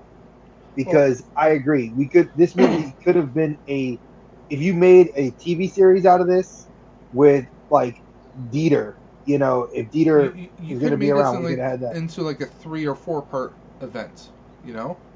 And wait, are we saying that because Snyder did the 9-hour cut and that was cut into different chapters? No, but I mean, with this, I mean, I would have loved to have seen what happened in Vegas. I know you said that there's an anime out there, and I'll have to try and Yeah, get the hands on anime. it. I have it somewhere on my hard drives. I'll post it to the Google Drive. But I mean, how many of us would like to have seen a live action of like Van, of Dave Bautista, and some of the other people? Hey, JJ. Speaking of people, Wait, is it time? Can we do this now? Because I think it's almost perfectly apropos that okay. we have JJ come in. So, obviously, folks, you guys know we're gonna take a break from this because I think we need to just take a breather about this, and talk about something positive that's good. And we're gonna talk about the charity that we are currently working with. So, as you guys know, we're doing our school lunch fundraiser. It's where do you guys can donate? Obviously, it's about getting healthy school meals in all schools. We give you guys the website there. It's frac.org, healthy-meals-for all. And the minimum donation is $10. If you want to donate more, you can. You guys know to submit your real name to us, your screen name as it is appears on Instagram, and a screenshot of your donation. Please mark out your important information on there. And do you need to be in the live stream? Yes, you do. November 18th. Time yet to be figured out. We will post that when we get closer to the date. And who should you send this to? You guys need to be sending it to myself at Dre of the Collector Safe Space, all one word on IG, ec.collecting, our boy Colin, or at Daves_dimensions. All right. Now, we've told you all the prizes. You guys have heard the prizes, right? You guys have seen the Mythic Legions box. You guys have seen the Marvel box. You've seen and heard about the Turtle box, the NECA box we're getting together for you. Well, folks, this is the caveat y'all want to see, and we got a picture. Dave, can you show the picture of what the item is? The final. We said it's a hot toy, folks. This is the hot toy. Luke Skywalker, folks, from The Mandalorian. This hot toy is amazing. If you are a Star Wars fan, it is a beautiful hot toy.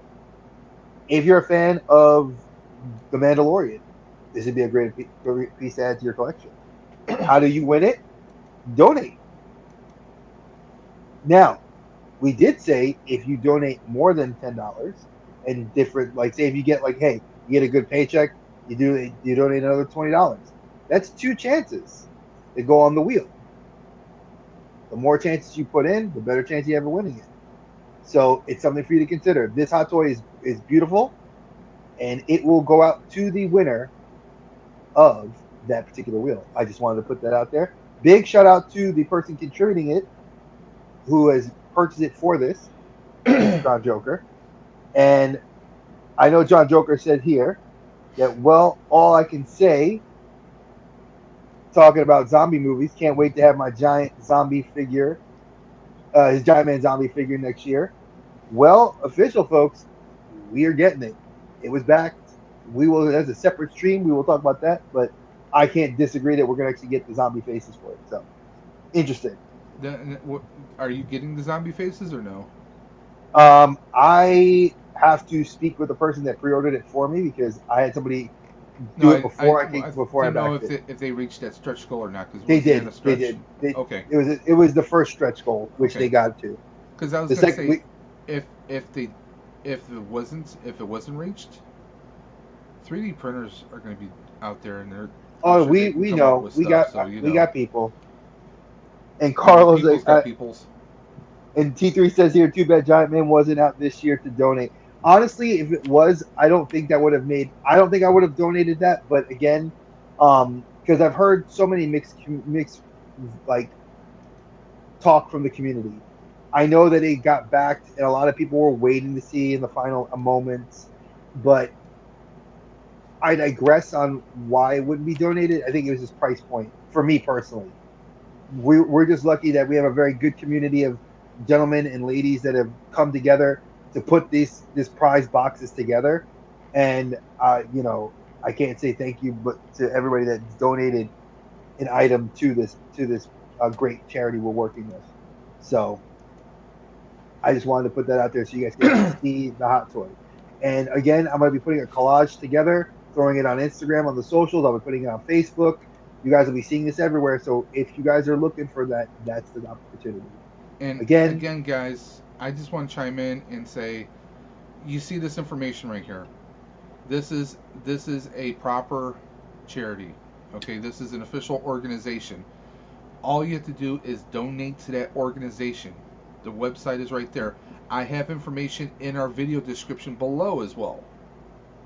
Okay, you can even go check out. We did a live stream about a week and so maybe a week and a half ago. You can check out all the information there.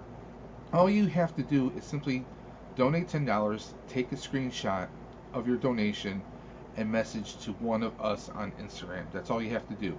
$10 is not much. Like Dre likes to say, that's like a coffee and a little snack at Starbucks. That's nothing. It is basically nothing. I think the smallest package or the smallest box that's being given away is $100. around $100.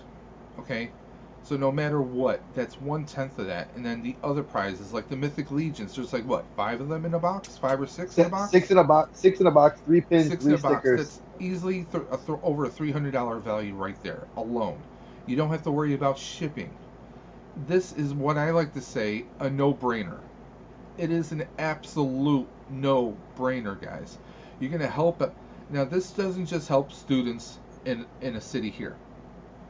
This helps students across the country, across many states. I mean, this is our children's futures here.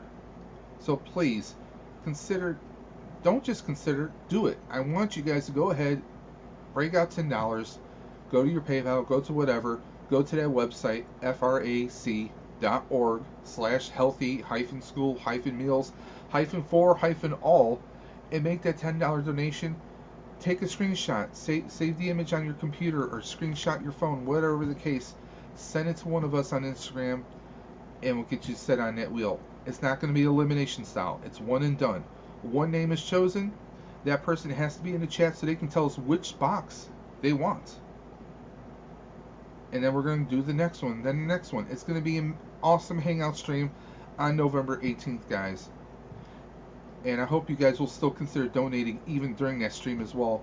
But guys, if you're a collector, even if you're not a collector, maybe one of the boxes would make an awesome Christmas or holiday gift to someone you know. And you're going to be helping kids out at the same time, guys. Halloween's going to be over after next week, guys. Okay? By this time next week, it's going to be November 1st. So what we're get a jump on the holiday season, help make a difference. That's what we're asking for. Colin brought this up. Colin is the one that brought up this idea, told us about it, and we're like, yes, we're more than happy to do it.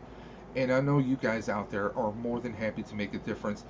And let's say funds are tight and you don't think you can do a $10 donation. You know what? Do me a favor, personally. Take 3 seconds. Take 30 seconds and share this on Instagram. Share it on Twitter. Share it on Facebook. Send emails about on it. I mean, it takes what? 15 seconds to hit share and post it to your Facebook. It doesn't take that much time. That's what we're asking for. If you can't donate, then share it and spread it out to people who are able to donate. Guys, this isn't one person. This is all of us working together on this.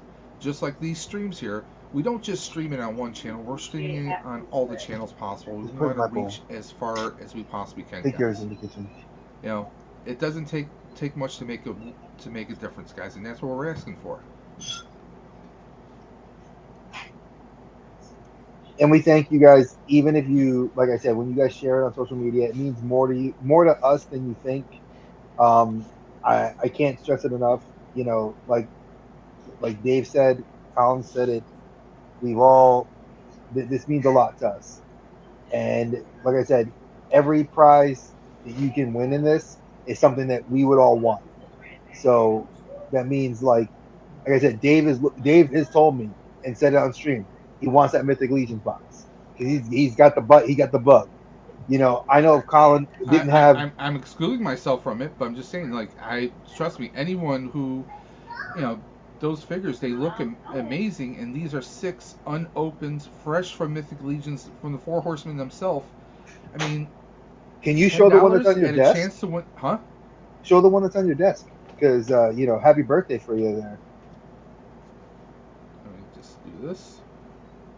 So yeah, Dre sent me this Spartan Gladiator. His name is Romulus. Are you sure? I might just call him George. You can call him George whatever you want. I just know his name. The character's name is Romulus. Hi, George. I will hug you and cut you into little pieces. Hi, George. But yeah, that's folks. They're so George, you can pull it apart, put it together again with other characters. I just saw a community in the Brotherhood of the Cabal. They just did an event where they popped a bunch of pieces off, had them in buckets, and people popped and made their own characters, different head sculpts, different whatever. So you can have a lot of fun. I know Colin would love to have that Ninja Turtles. If he didn't have the Turtles things already, he would love to have it if he could get his hands on it. And the horror stuff in there is absolutely phenomenal. That horror NECA box is amazing. You know, I mean, I'm telling you now, it's make it a mega prize toy. You get a Colin, look at T3's putting you up there. He wants you to go. You're going to be the 6th prize, a toy hunt with Colin. That's going to be that's going to be a big donation. That'd be on Colin's Only Toys page. Yeah, that's the only figs page. The only figs page. But I mean, each of these boxes, anyone will. Trust me, there will be no complaints if you win a box. But like I said, we're not doing elimination style, so no wheels of Karen here. Okay, we pick a name. That person's going to choose the box, and then eventually, you know, we're going to break the stream up. We're going to have a nice, fun hangout stream. We're going to have different activities. We're going to welcome people onto the stream. It's going to be an awesome time. And then after a while, we're going to pick the next name, and that person is going to choose. Now, if you're not there, Dre, again, tell them what happens if you're not present. All right. So if your name is called and you're not present, we sadly will have to. I was trying to be nice about it. I've talked it over with the guys, saying like, "Oh, can we reach out to the person via social media?" But then that takes too long, and then that elongates things. That gets into the holidays, because Thanksgiving's the next week after the stream. Yeah. So sadly, if you're not there, we're gonna respin the wheel. This is an opportunity to win the prize that you've earned. So at most, stay on the stream. Now again, you get in there, you get picked. You're like, "Hey, I want the hot toy." Well, kudos. You contact me during the stream. You contact me on social media through IG. Give me your address. That box will be prepped and shipped, and I will try to get it to you right before Thanksgiving. So just saying this, T3, if you enter and your name is pulled and you're not in the chat, you're not responsive, you know, it is what it is. Just throwing that out there. It is what it is. I mean, you might be at Ross picking up some discounts, some good discounts, and you might miss out on the hot toy. Kind of sucks for people that have to work and stuff, though. I mean, So I'm going to be fair. If you're at work and you say, if you're like, hey, Dre, I'm at work, like, I don't want everybody to tell me that they're all at work because I know it's a Saturday when we're doing the stream and we're doing it early. So some people do work a retail schedule. Yes, I do know that, or work a different schedule like in a hospital or a police officer, fire department, whatever. That I understand. If you are working and we call your name, that's a different story, but I would hope that you can contact me and at least, and I'm not trying to be, I'm really gonna say this is not in any way trying to sound like a dick. If you can provide me some sort of proof, like that you show me, like I just like, hey, I was at work. Click, like that's something I want to see it because I don't want to take away from somebody that was in the video watching that you're just saying you were at work and you weren't at work. Like if you did your schedule and you snap a picture of it that says like, hey, I was scheduled this time to this time. It's like, hey, wait a minute, I just checked his Instagram. He was at a concert. What's going on here? Exactly. Like if I see your Instagram and you're out like at the club, I may have words. So And this is words an might have opportunity to words. Just win. saying. So I want to be fair. So I will be fair. If you're at work and you can provide me the proof that you're at work, like I said, I don't need to know your business. You just show me a picture of your schedule, like click, void out all the other information, just your time.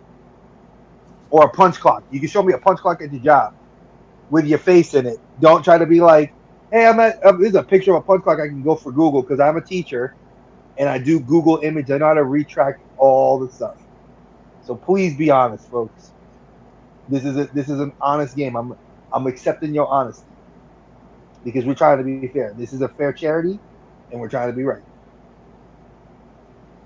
Yes, sir. And like I said, if you guys post this on social media, that helps us. I know that I already given prizes to my wife for her students that are trying to help us do this because she's trying to raise awareness for their students. My job is reaching out to do some stuff with me to work on this. So I have a lot of irons in the fire to put this charity on the map. So please, it doesn't just help my state; it helps all our states because 5 states have the legislation. 5, and if they don't pay for the legislation, they pay for school lunches for kids. They pay their lunch bills off. And at the end of the year, they do accounting, folks. I worked in a school for school system for 17 years. They pay off those kids' lunches, and Dave and Colin have said that prevents a kid from graduating. That prevents a kid from going on class trips. That's a bill that follows the parents into credit. So please, just be mindful. Be mindful. Colin, you have anything you want to contribute to the conversation for as far as this charity that you got, brother? No, I think it's all covered. Well, all right. So we're coming to the portion of where we're going to say what's going on for you, Colin, because I saw some great review videos that popped up. But what else we got coming out for me this week? I've just been doing my Halloween reviews, so I'm gonna keep going with that. And I have been out toy hunting a lot, so I will continue to drop my toy hunt videos. Everybody, vote for Colin. As yeah, and then I have Face of Horror. It hasn't been good this week, so yeah, folks, he's not doing so good. We got to get him back up. He advanced from the previous round. Now, Colin, would you mind just explaining to everyone what that is for anyone who's listening to us on podcast? Face of Horror contest. It's a contest to win $13,000, and you go to LA and you hang out with Kane Hodder, do a photo shoot. All the money donated for the voting goes to children's cancer research. And I made it to the semifinals, so I'm trying to advance past that right now. I was in first place, but I've dropped to 4th. So yeah, it's been a bad week. So guys, if you want more information on how you can help Colin, help vote for him, go ahead and check out his Instagram, ec.collecting. Is that correct? Yep, ec.collecting. I have the link in my bio. I also have the link in any recent YouTube video that I posted. So guys, not only go check out his Instagram, give him a follow, check out that information, but also check out his channel, EC Collecting, and of course, F and Figures Podcast on YouTube. So go ahead and check him out. Please subscribe, support him, support his amazing content. And like you said, yes, it's amazing content where he can win some money and also meet the living legend himself, Kane Hodder. If you don't know who Kane Hodder is, he's one of the actors who basically is Jason Voorhees. So it's a once in a lifetime opportunity, and it helps fight cancer for kids, which is always an amazing cause.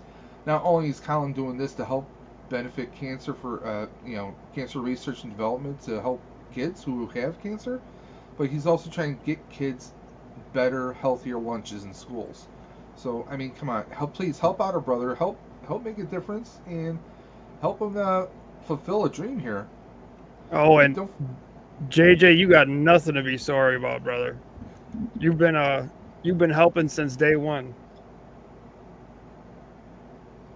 Your help's been more than appreciated. JJ is always he's always supportive of everyone's channel. JJ's all over the place. Maybe not as much as Rolando. Rolando exists in past, present, future, and all dimensions at one single point in time. He is the multiversal moderator, after all. But JJ's always been supportive. He's supported my Ride for Rousel before. And he's always a great person. JJ, it's the truth. No denying it. You're one of the best around, and we appreciate you. I want to get you to Kane Hodder. I mean, hey, who wouldn't? That's why we're trying to, give Colin that platform, trying to give him that push, if possible. By the way, Dre's Chrome tab completely crashed, so that's why he dropped out. We'll give him a few moments to get back in here. So, you said you have a toy hunt coming up this week, right? Yeah, I've been. I'm still filming toy hunts, so that probably won't be out till probably Sunday. But I've been trying to do a review every day, so I'm gonna keep going on that. And I know Dre's content. I don't know his channel schedule right now because he recently started his new job. He's in full work mode for that. I know he has things planned coming soon, very soon. Speak of the devil, he's slowly manifesting in here. There he goes. He's materialized. We see you, Dre. Sorry about that. Chrome decided to crap out on me, so I apologize. I actually I'm back up to third right now. Oh, awesome. See? And Dre, what do you have going on this week? Well, I am on what I've been calling the race to 1K. So I've changed it because realistically, it's getting close to the end of the year. There's a lot of you guys in the chat support what I do on on both our channels here on Outer Dimensions as well as on the Collector Safe Space. Well, I'm currently at 124 subscribers. The goal is to get to 500 subscribers by January 1st, 2024. So every stream that I've been hitting up, my friends have all been posting about it. We're just trying to get there. There'll be a big prize that I will unveil at 500. I'm not going to say what it is. I'm currently working on it, and we're going to see what's going to happen. And that's that. Now, I've been doing something aptly named Retro Rewind, courtesy of Dave. And we are, I am doing older content, but it's all toy reviews. And it's some of the stuff that I've never got to, that was canned, that never got to see the light of day. And it's now coming out, and it's been getting really good traction. A lot of people like it. And I do have some stuff that's still in the process of being edited. Work has been overwhelming, and there's a lot of family stuff coming up because it is Halloween, and I have events that I'm going to be at. So there is some other content that will be done. Like I have some other toy reviews, and my pile of shame needs to get worked on. But other than that, I will be posting weekly videos every Wednesday at noon, and you guys can watch those till I get to the newer content. Awesome. Dave, what do you have? I have nothing right now. I was hoping to do a stream Um, Worst comes to worst, Dave's Dimension might do a quick stream at maybe around 5:30, 6 o'clock on Friday afternoon, Nice. as a little bit of a rebuttal reaction with Hasbro. Hasbro has their big Hasbro PulseCon or wherever the frack they're calling it now. They're going to be unveiling some stuff. They hinted. Now, anyone that follows Hasbro, about 2 weeks ago, they hinted at something Ghostbusters, and all they did was just do a video of someone walking around like their like Hall of Fame, I guess you could call it, of various toys, past and present, and they hinted at Ghostbusters, but it was just a teaser. They had a teaser one day, then they did this video as another teaser for the 27th. So we still don't know. Could it be a HasLab? A lot of people in the Ghostbuster community is thinking it's going to be a HasLab because it was 2 years ago around this time when when they announced a HasLab for the Proton Pack. So a lot of people are hoping for that. We'll see if it is. Personally, a lot of people are hoping it's going to be the slime thrower, which is going to be featured in the new movie, that has been confirmed. Personally, I would love to have a real Ghostbusters Kenner Firehouse, either RGB scale or a 6-inch scale for the newer plasma figures. Either way, I think something like that would be a big home run.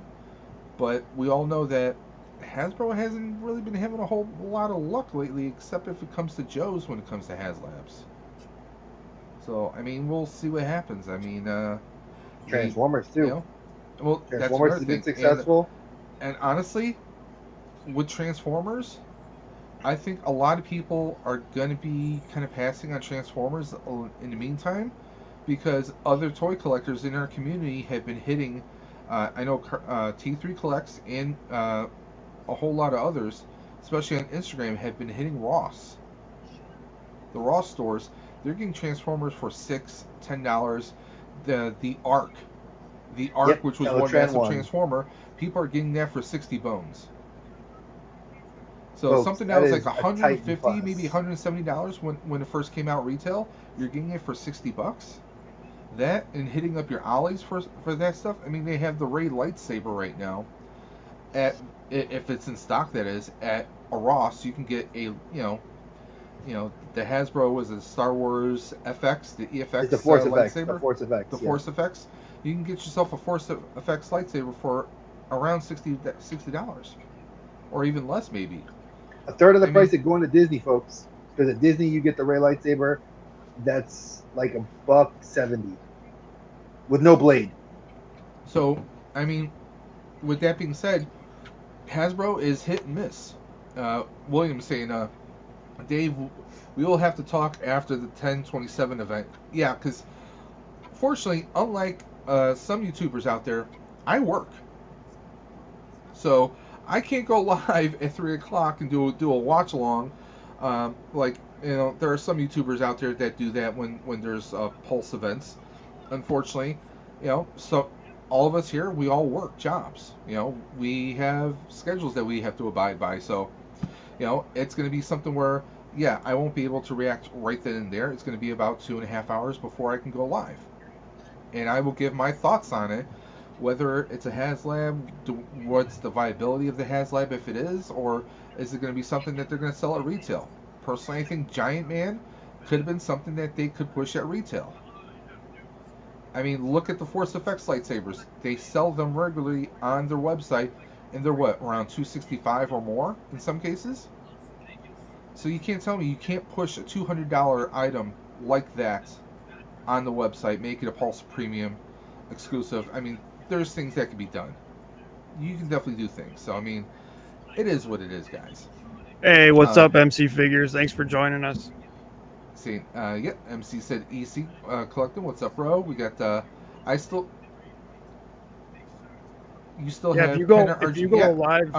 Honestly, William, I picked up a few of those recently myself, because the group that I'm a part of for charity, we do a kind of a Ghostbuster cornhole toss, and we give those out as prizes. So yeah, I mean, yeah, you can definitely find them at Ollie's. I saw Fearsome Flush and a whole bunch of others there. T3 says, "Have you guys donated to the charity? And if so, if have you guys donated to the charity? And if so, are you entered into different prizes?" I am not entering into the prizes. Okay, No. I have donated, but I am not entering into any of the prizes. No. I've stated that I am abdicating any of the prizes. Now you do what we did say that you have the option. If you, well, I know that I think it was William donated and said that he will be on the live stream and will donate his win as a gold ticket to somebody else. Awesome. So you guys can do that. If you don't want the prizes, which I mean, some people may not want them, but you can give that prize to someone else. We just need to get their information and be able to ship it off to them. So happy early Christmas, happy Hanukkah, Kwanzaa, Festivus, whatever you celebrate. Happy early Thanksgiving. So just to give you guys that heads up, you can shift your gift of your prize to another person as a gold ticket. Sorry about that. But yeah, I'll try and do a reaction stream to Hasbro Friday. Hopefully, I will be done before 7:30. Because at 8 o'clock, usually me and Dre are hanging out with Colbane Games on his channel because he does Fortnite every Friday night at 8 p.m. I'm going to be Jack Skellington. I already got my skin. I'm ready to go. I have not gone on to Fortnite. They have my boy Jack Skellington, so I'm considering that. I know they have Michael Myers, but Jack and Alan Wake is going to be the last one. They're releasing Alan Wake, who's from the horror game series. So he's going to be the last skin that they're doing for the 4 Halloween games. Well, I know Blue has been playing that on his channel, Alan Wake. So, yeah, it's going to be a great time. I do have a bunch of stuff I still need to unbox, like the Black Ranger Remastered. I still have Kino, the NECA Kino with the motor scooter. Yeah, I still got to open mine, too. I don't know why. I just, don't want to touch it. Man. Headed out. Guys, great stream. Night all. Thank you, Cobweb Collector. Speaking of Cobweb, supposedly in this new Spider-Man game, I haven't confirmed it yet.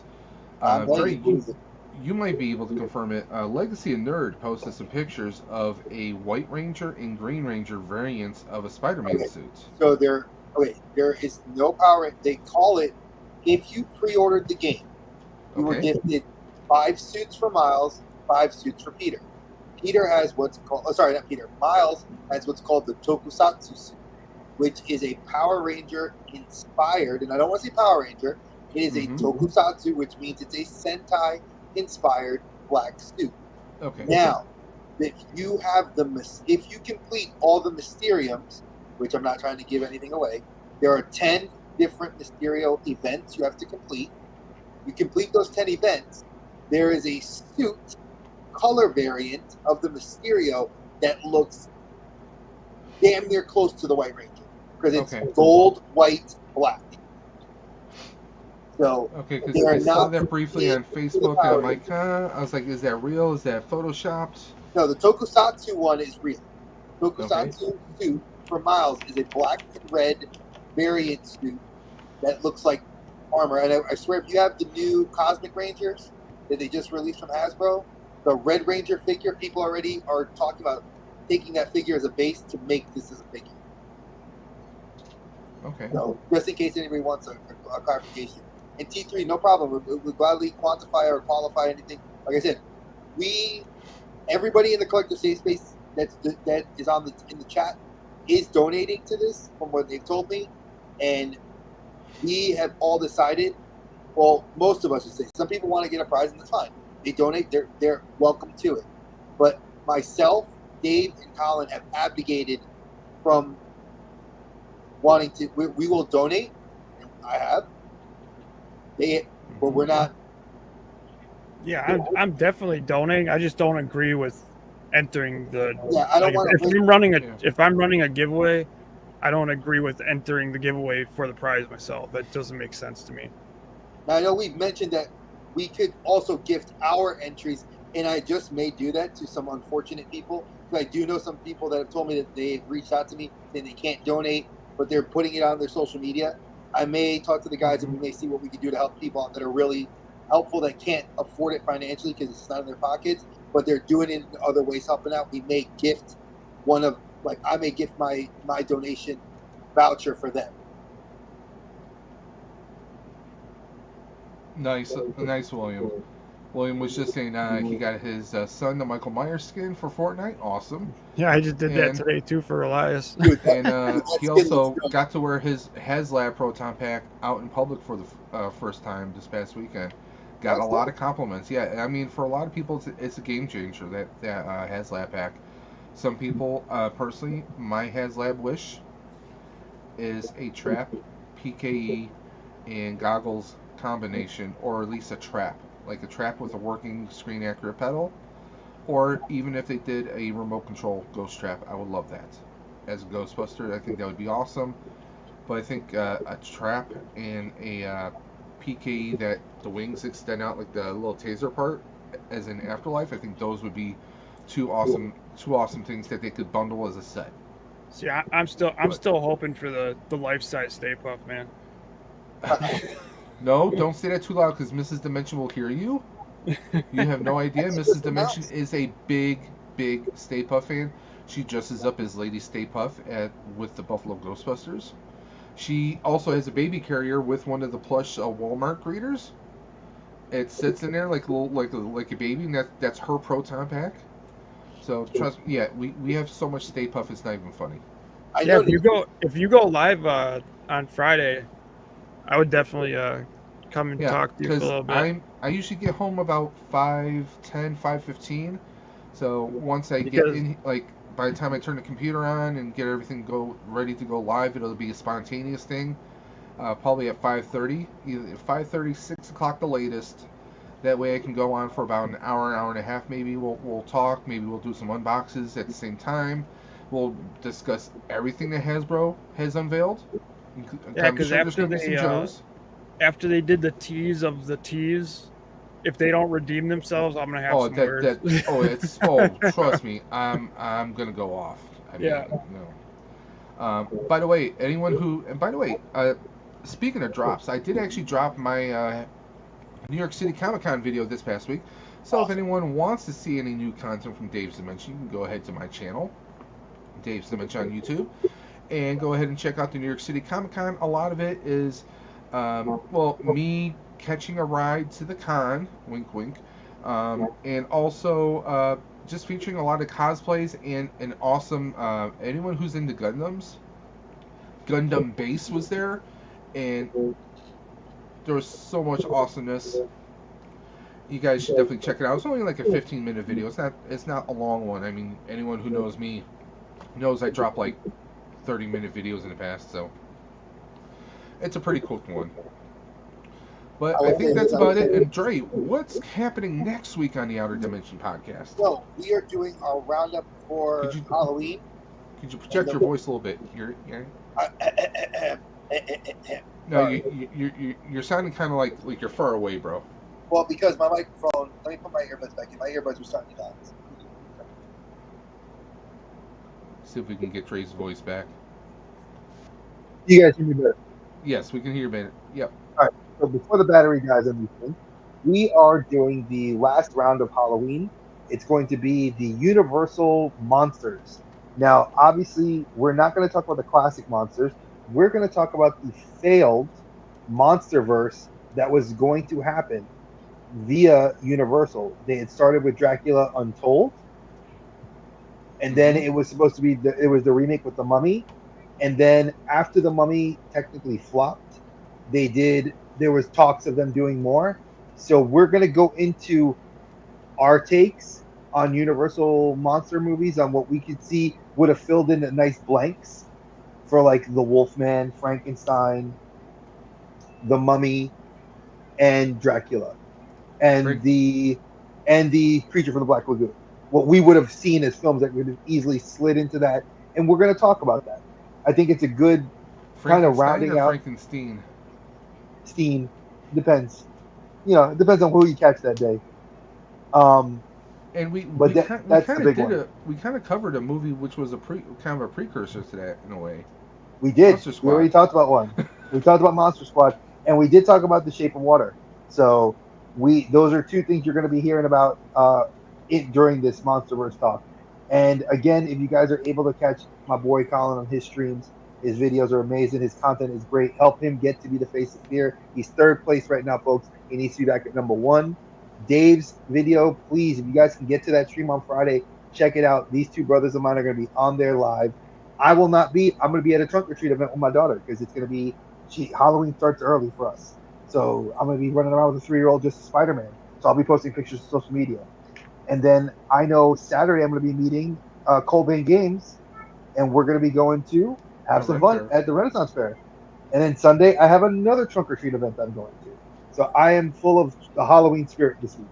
Yeah, I'm going to be non-existent this weekend as well. I have in Buffalo, New York area. Anyone who might be in the Western New York area watching this, uh, we're doing a Halloween at Hurdle at North Park Theater. The Buffalo Ghostbusters will be there, and then we're there until 3 p.m. from like 10:30 in the morning until 3 p.m. And then afterwards, I have to head over to a friend's house. He's having a nice little Halloween, pre-Halloween get-together. And then the next day, we're doing Yard of Terror in Depew, New York. Nice little community, does an annual event which benefits the local community. So we're going to be doing that. It's just going to be non-stop, and I'm probably going to be run down. Who knows if I'll be appearing on anybody's streams. Maybe a chat or two. But yeah, you do also. Five Nights at Freddy's starts this weekend Oh too. shit! I totally forgot that I might go live to, Thursday night after I watch it. So I don't know if anybody else is out there that's a Five Nights at Freddy's fan and they want to talk about it. Let me know. Did I would you ever love see to. Willy's Wonderland? Yeah, he did. He saw it. So I'm looking forward to it. Yeah, I can't wait. We've been dying for it. Yeah, they're Even doing. if- I think they're Even doing if like it a does 8. start a Hunger Games, kid. Peter. Wasn't he also Future Man? Yes, he was. Did you ever see that show? What's it called? He's like a gamer and he gets Future Man. That's what I just said. Future Man. Dude, that shit is Hulu? hilarious, dude. Yeah. Oh god, maybe we need to make some. We have so much content, folks, on this channel rolled out all the way to April Our of next content year. has contents. What are you talking about? I know it's hysterical when you guys tell us that you guys like something, like the Christmas video. We got those. We already got Christmas and Thanksgiving already set up. The holidays are set up, folks. We're looking forward to rewatching some great of those. And like I said, if you guys want to come on the show, and we have no short supply of content. I mean, I'm sure in the future we're going to be doing road trip movies. That's another one. I do want to say this though. I do want to let it be known that there is going to be a date coming up that we will not have a show. Dave and I are going to be taping something separate. It'll be November 22nd. Obviously, that's the day before Thanksgiving because Dave is going to be out of town and I'm going to be in town, but I have to work that day and I am going to be doing something for my mother-in-law later that evening. So I wanted to make sure that we had a video go up for you guys. So Dave and I will have something go up in place of that for you guys. And then on November 4th, we're doing our because I had to cut the panel short because I couldn't attend. Dave and I are going to be doing our mental health panel that day. So whoever wants to be on it, we have a few people that have reached out. We've given the date. It's going to be early in the afternoon for an hour from 11 a.m. Eastern till noon that Saturday the 4th, on November the 4th. So that's literally next weekend. So I just want to give you guys that heads up if you're available Not and this you want to weekend, be but on the there. weekend after, kids. Exactly. So it's after Halloween. Just to give you guys, it's after Halloween. And yeah, I'm going to be watching you. Sadly, I'll be watching you after Dave. I'll be catching you on the replay, but I'll be back in time for Fortnite. So. Hashtag replay squad. And guys, don't forget, we're going to be doing another. I haven't done it just yet. I still need to take the last 5 episodes of the Outer Dimensions podcast to upload it to Spotify so you guys can listen to it at work, at nights, while you're putting the baby to sleep, while your wife is passing out on the couch, snoring, whatever. If you need something to drown out the noise, we're going to have that up very shortly, okay? We appreciate you guys. Thank you, Colin, my brother. Thank you for coming on again. You pretty much know you are always welcome on this show. And that goes for anybody else that wants to come on too. If you guys want to participate and come on the show and talk about movies that you happen to love, like And I know Colin's already got a spot reserved for one of the Christmas episodes because he wants to talk about the Muppets movie. It's one of his I favorites. may have to finish off the Halloween with the you the Muppet because Christmas Carol. the the next one because your Universal Monster. I got stuff I would like to say about those. Oh, then guess what, folks? Next week you're seeing Colin again. You know what? He's gonna have a permanent seat that's gonna He be here for us because we love him. he He's awesome. he's adopted. Yeah, we love you. It's like the Outer Dimensions podcast with Dave Dre, always the permanent guest, the permanent guest host, Colin. And then we'll put in small subtext anybody else that joins us. I kid you not, folks. Now, you guys want to So come like on? You're always welcome. JJ, William, any of you guys out there ever want to join us? Cap, anyone who wants to kind of join us, if you're a movie fan of any kind, it's just that we're not promoting any new movies that Until the strike's over. are just coming out until the SAG strike is over, out of respect and solidarity. But guys, please, anyone wants to hang out with us, as always, the portal's open. Dre, you know what you gotta do. Watch Head on the Way Out, folks, and we'll see you next week. Peace. Catch you guys on the flip side. Take care.